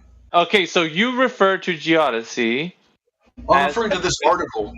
No, I know that. The only place that anyone can make an observation from is Earth. What is that talking about due to the fact that what I was telling you, that they're telling you about the Earth that you're standing on, and you asked me, what are the top things that they talk about? And I said, the boat's going over the curve. That's their explanation as to how the Earth's curving. That's not in this article, anything about boats. I know that. That's what I'm trying to tell you. Like, what article? The article that you brought up. What does it have to do with the Earth's curving? Because it's all about the shape of the Earth. The article. No, it's not. What? It's the opposite. They're looking at bodies that are listen, such as planets, right? There's an assumption here. Planets, circumplanetary systems, when it's called planetary geodesy, geodynamical phenomena including crustal motion, tides, and polar motion can be studied. So, well, yeah, I see that you're still looking at the link and then opened it, but if you actually open it, there's a bunch of different. Let's open it. Let's open it. None of them have to do with boats. There's a bunch of shit in there that has nothing to do with Earth at all. Because it's all about. Okay, so it's all. Where do you want to go? History definition. Where do you want to go? History definition, geoid and reference ellipsoid. Where do you want to go? Well, the only point I'm trying to make is I was expecting answers like this, not just boats. Okay, then. Like, let's see what they have to say. And okay, I haven't read it either yet, but. Oh, so you're telling me that you don't know what they're saying, but they're saying something interesting other than boats. Is that what you're telling me? Well, that was my whole point. My whole point was they say more than boats most of the time. Okay, so let's see what they say concerning the curvature of the Earth. So take me somewhere. Take me somewhere. I mean, I'm going to read it just like you can. I mean, I have nothing to tell you. Then that means you don't know. That means you don't know ecological. So you just assumed. So you just assumed by shooting an article that somebody's going to have an explanation of the Earth having curvature, and you don't know. You don't know what this article said. You don't know what this article said. I'm not even arguing about whether or not they're right yet. I'm not arguing either. I'm pointing out to you the fact that you don't know, and you're pointing to an article that you think supports the idea that it's going to support the Earth's curvature. But you don't know that because you just click the link and you're like, well, I don't know. Hear me out, man. I'm not saying I am hearing you out. Well, no, but you're incorrect. Yeah, because you're incorrect. You're incorrect ecological. Well, then there's no harm in just hearing what I have to say. Yeah, well, he's asking you to go ahead and say it. You're giving us a load of crap. You're giving us a load of crap because you think that this answered the question of just like the top answer for people telling you why the Earth is curving. So you shot a link here thinking, oh, I'm going to just give them this link and that should suffice as the answer. And I'm telling you, it does not suffice as the answer. Where in this article does it tell us that the Earth is curving? And then your answer was, I just clicked the link myself. I don't know. So you don't know ecological. You're just pointing to something you think you know. So you're randomly just throwing shit at a wall and seeing what sticks. That's what you're doing. Yeah, that's what you're doing. You shouldn't feel so threatened to hear me out. I'm not threatened. You just don't know what you're saying. You don't know what you're saying. And Miggy, to be honest, I heard you ask him to tell us why he thinks the Earth is a globe, and he still refuses to answer the question. This is because I'm trying to ask a very narrow question, and then he accused you of blackballing him or whatever. Why don't you just go ahead and answer it? Come on, tell us why we should think the Earth is a globe. Well, with this link. So originally I asked you if you could give good arguments from the other side why they think it's a globe. You said the only answers they have are things like ships and boats. My only point was that's not the only answer they give. We're past that. Go ahead. Then what is the answer then? Because you're taking us to an article.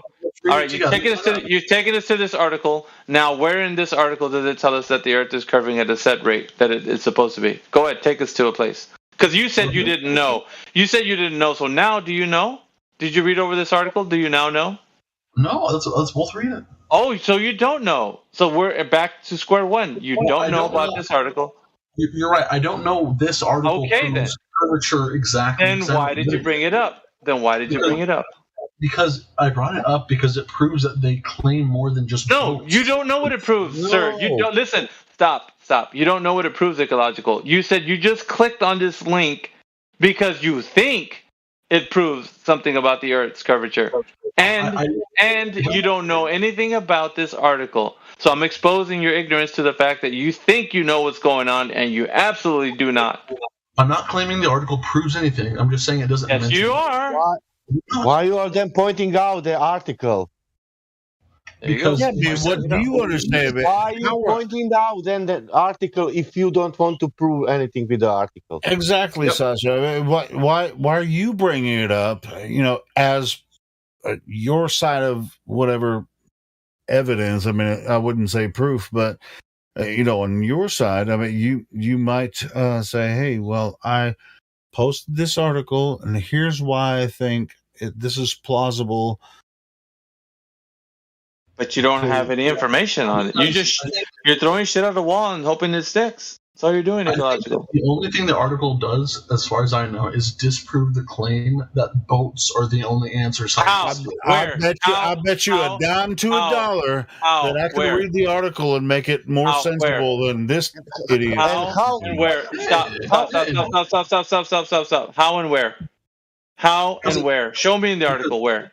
No, Miggy, he cannot answer. He cannot answer. No, he needs to. He needs to answer. Hang on. I'm gonna press him because now he said that he didn't. Then he needs to tell me, Sasha. Sasha. He needs to tell me that. Not you. Go ahead, ecological. You need to tell me.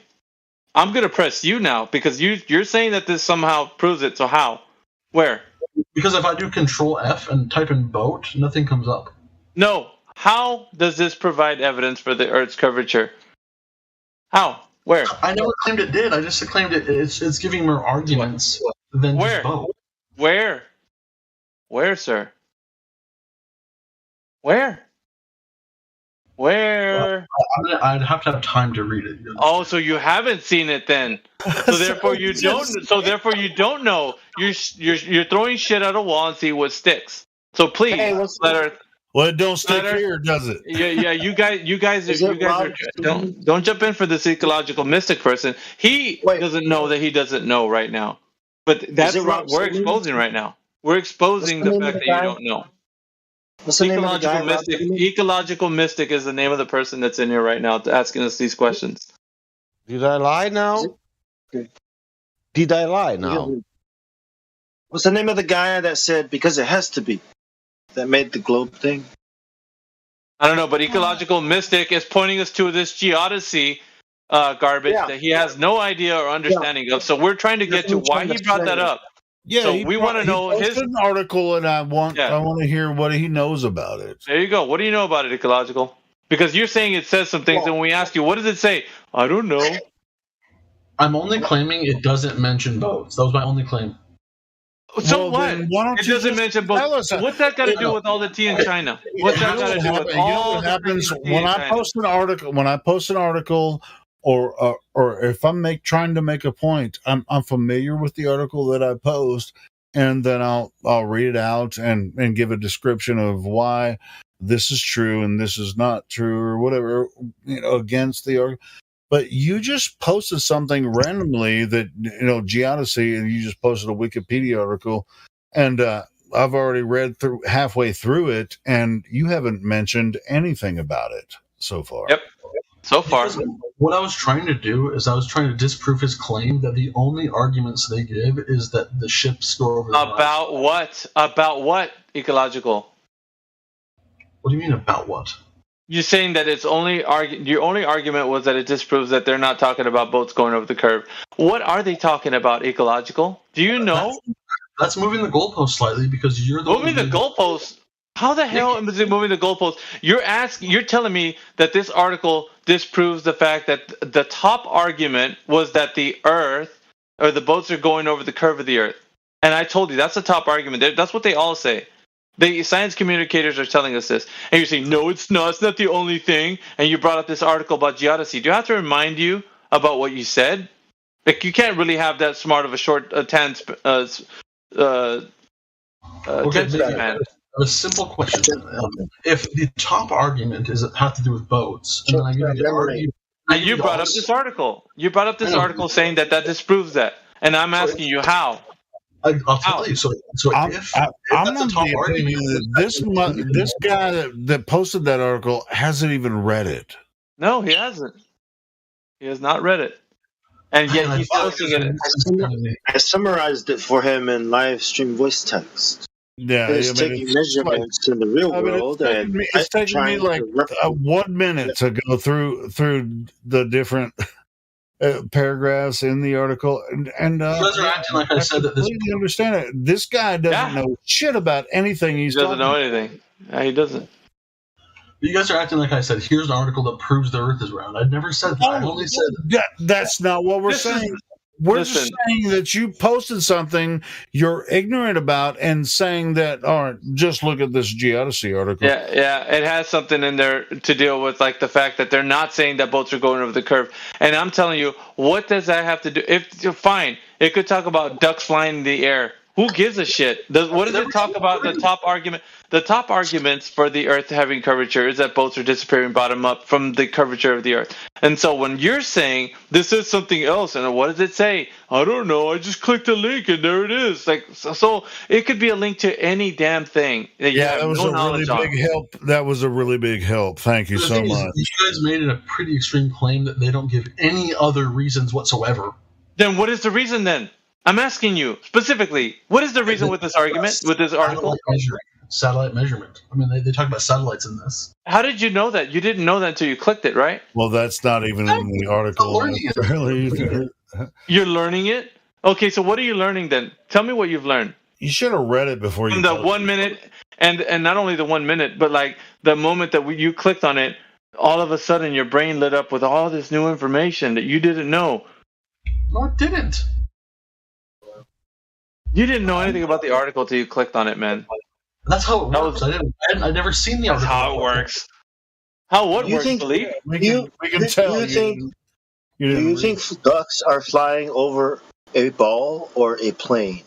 Just, which one do you think ducks are flying over? Thanks for that, Bob. Sure. Getting to Geodesy in the article that you're bringing forward, Ecological Mystic, is that you're misunderstanding the point here. The top argument isn't this idea of geodesy. It's not. Because I'm telling you, sir, that's not been used in the. Nobody's bringing up. Well, look, guys, it's geodesy. Nobody's ever come in here saying that that's supportive top argument for the globe being what it is. They use both going over the curve. You asked me what the top argument was. I gave it to you, and now you're coming back with geodesy as in you thought you knew what you were saying, but then it turns around and finds out that you don't even know what the article's about until you. Well, I'm just reading it now, man. I'm not asking what are the people that come in here most argue. I'm asking what are the top scientists, quote unquote, in the world think. In the world, dude, you have. Wait. Hold on. It's just like just like I was saying, if I post an article, I can read paragraphs or whatever and say, here's what. I don't think you know anything about this. There's no knowledge, dude, whatsoever. Neil deGrasse Tyson says you're not going to see the curvature of the Earth. That stuff is flat. And to be honest, Ecological Mystic, you should be embarrassed that you posted the article and you even. I'm embarrassed for him. In all this time, like 5 minutes since you posted the article or 10 minutes or whatever, you haven't even looked at it. I've looked at it several times. I've been reading the whole fucking thing the whole time, And I'm also arguing with you and talking with you at the same time. Okay. How do you feel bad? So what does this have to do with the curvature of the Earth? Anything here? Go ahead and point out to anything in the article then, since you read it. Go ahead. Where's the point out to? I haven't read it yet. Oh shit! No, here we go again. Yeah. I mean, we called you out. Yeah, it's just like, what? Why should we even bother with you if you're going to post some shit that you don't even know anything about? Bro. Way out of pocket. Dude. Like somebody out there has the answer. Here it is. It's in the wiki. Okay, where does it say that it has the curvature of the Earth been measured? I don't know. I haven't read it. Well, shit, dude. Why are you bringing it up? That's so retarded. Because I thought it disproved your claim. Who told you? Who told you that? There it is. I thought it would disprove it. That's what the man just said. Somebody write that down. Somebody put it. I thought it would disprove, but guess what? It doesn't. Even if he did think it was, disproved. I've spent 5 minutes looking at the article, and guess who hasn't? This motherfucker. I don't give a shit, Smurf. I don't. It's dishonesty, bro. I don't give a shit what anybody. Smurf is like, I respect his direct and honesty. He hasn't been direct and honest. What the hell's the matter with He hasn't even read the article he posted. So don't give me that horse shit coming in here. I'm gonna land-base anybody advocating for this gentleman right now. Don't be coming in here advocating for this idiot. Don't do that. It's apropos for the conversation because you're trying to come into a room full of critical thinkers and then show us some shit and then make some shit up and then just it says this and that and we're like, dude, what did it say? I don't know, I haven't read it. But I'm also it's apropos for the conversation and with politeness. And those things like what you did. You come in here so it'd be polite. You're gonna post some bullshit that you haven't even read, and then you're gonna ask us to be polite. It's not polite, man. What you did, like if you didn't read it, right? You can't be really arguing with us. You gotta at least read it. What you did, that's impolite. That's not. Okay, I will accept that criticism if you can tell me what I was trying to disprove with the article. What do you think I was trying to disprove? What do you mean what you're trying to disprove? You asked what the top arguments were for the Earth having curvature, and I said boats going over the curve. And then you retorted with, no, that's not the only thing. And I said, what else is there? And then you posted, you want me to reiterate? I will. And I will point out to you your mistakes as to why I'm upset right now. Because you said, let me bring, don't interrupt, guys. Let me finish. I know you guys want to come in here, but I'm trying to point out why Ecological Mystic was being a jerk by doing this. And everybody's like, well, he's being honest and clean. No, he's not. Okay, so when I asked him for the information, what he did was he presented this link to Wikipedia about geodesy. And then I asked him, have you read it? What does it say in there that it disproves that the fact that the top argument was that the boats were going over the curve? Well, it says so right here. Where? I don't know. I haven't read it. Oh, no shit. So now you're just throwing shit at a wall, seeing what sticks. No, I'm not doing that. Okay, then what does the article say? I don't know. Do you understand what's happening here, guys? This is the kind of stuff that they all do, and then we're just supposed to sit here and say, well, you can say whatever you want in this chat. No, you cannot. If you have information that supports your case. Part, Miggy, it's not even a really long article to read. It's very simple to understand if you look over it. You guys, I apologize if I offended you in any way. No, don't apologize for offending us. Read your fucking article that you posted. Read it. Okay. But my only point was I was only trying to disprove the claim. And you didn't. And you didn't because you don't know what claim I was talking about yet because I haven't finished my sentence. But you didn't though because you said I don't know anything about the article, which means the thing that you posted was just air. You're just throwing some shit in there. Oh, does this do it for you? I didn't know one thing about the article. I knew that it didn't contain the word boat because I searched for the word boat. Oh my God! That's the only thing you look for. It takes like 3 minutes. Are you slow reader? Are you like dyslexic? Which I can get if you're dyslexic. You can't. It's hard to read as I'm engaged and listening to you guys. Not hard to read, bro. It's really. I've just been like sitting here listening to you talk and reading the article while I'm listening. The problem is I don't know why people come up with answers like these. Here's the answer. Where's the answer? I don't know. That's what you did, in essence. What you done in this conversation was that you inserted something as an answer, and then I asked you about it, and you're like, well, I have no idea. I haven't read it. Well, how do you know it's the answer then? Because I thought you and me were coming together to figure out what are the top arguments globe heads give. You gave this as one of your arguments again. Well, this doesn't say boat. Who gives a shit about what it says about a boat or not? The top argument was that the Earth was being told to us that it was curved because of a boat going over the curvature. That's the top argument. What criteria or method are you using to come to that? That's the number one argument. Because everyone everywhere is saying, even your supposed experts, the ones that you're, the experts are everywhere. Mention it in this article. Everyone everywhere. Yeah. What is this article saying that you didn't know it said 5 minutes ago when we first started down the path? You didn't know that it said that. And you're already saying that they're not saying anything to do. The top argument for the Earth having curvature has nothing to do with boats. And now we're like, well, what does it say? I don't know. Do you understand how idiotic that is? No, because when you say, well, what does it say? That is actually slightly moving the goalpost. You don't even know what it said, though. That's not moving the goalpost. It's obvious to everyone here that you didn't know. You admittedly said, I don't know what it says. You admittedly said that. Because all I needed to know was that it didn't include the word boat. Oh God! Yeah, you're a strange one, man. He is a weird dude. Everyone only uses the word boat to come to these. I'm asking myself, Miggy, when I was in the school, when I was really, really young, 35 years ago, I was not studying nothing about geodesy, and nothing after that. Always was the ships going over the horizon. Always. And not in England, not the USA. It was in fucking Croatia. Smooth brain. Trust me, you're anything but.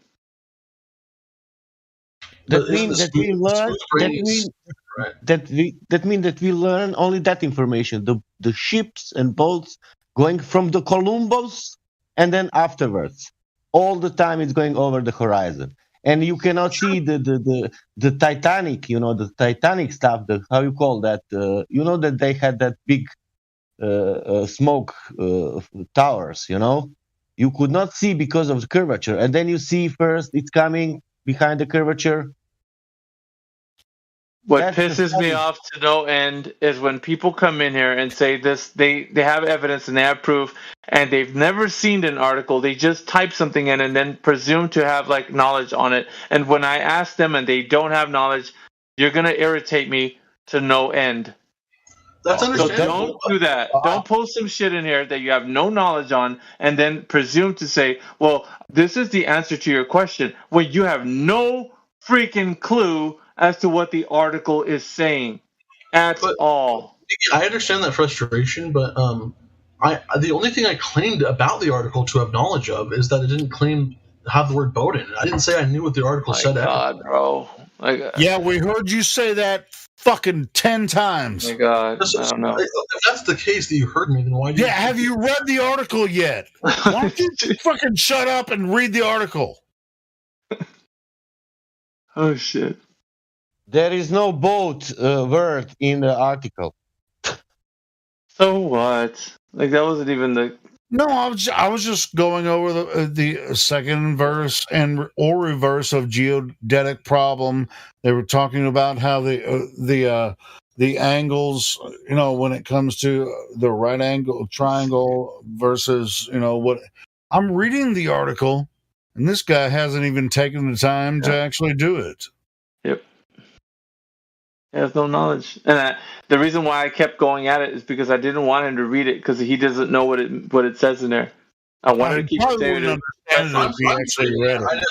Reading it will take some time, and I'm fine if we all want to do that, but I can't. I know, but you already thought it was a retort to what I was asking. Well, the only thing I thought it was a retort for was that the only argument Globeheads give. Because somebody else told you, that's why. Well, no, because I searched for it in the article and it wasn't there. Oh, the boat's going over the horizon. Yeah. He said that's the only argument they give. Scientists everywhere in the world, the only argument they give is boats in the horizon. Well, you haven't been listening. I didn't say only argument. That wasn't the case. Yeah, you said top. You said top. You said top. You said top. You said top argument. Yeah, top argument. You said. I asked you. Isn't there more? Argument. And you said no. That's the only one. That's the only one. No, you didn't say like that. Ecological only one. You said the top one. You're moving the goalposts. No, that's moving the goalposts. What you done? You're right. Who is this guy? His voice sounds familiar. I did ask what are the top ones, but then I asked if there's any more besides the. No, you did. Don't lie now. You don't become a liar in my live stream, man. You're not only a liar, but you're becoming somebody who's a sophist. Like you're saying that you know some information.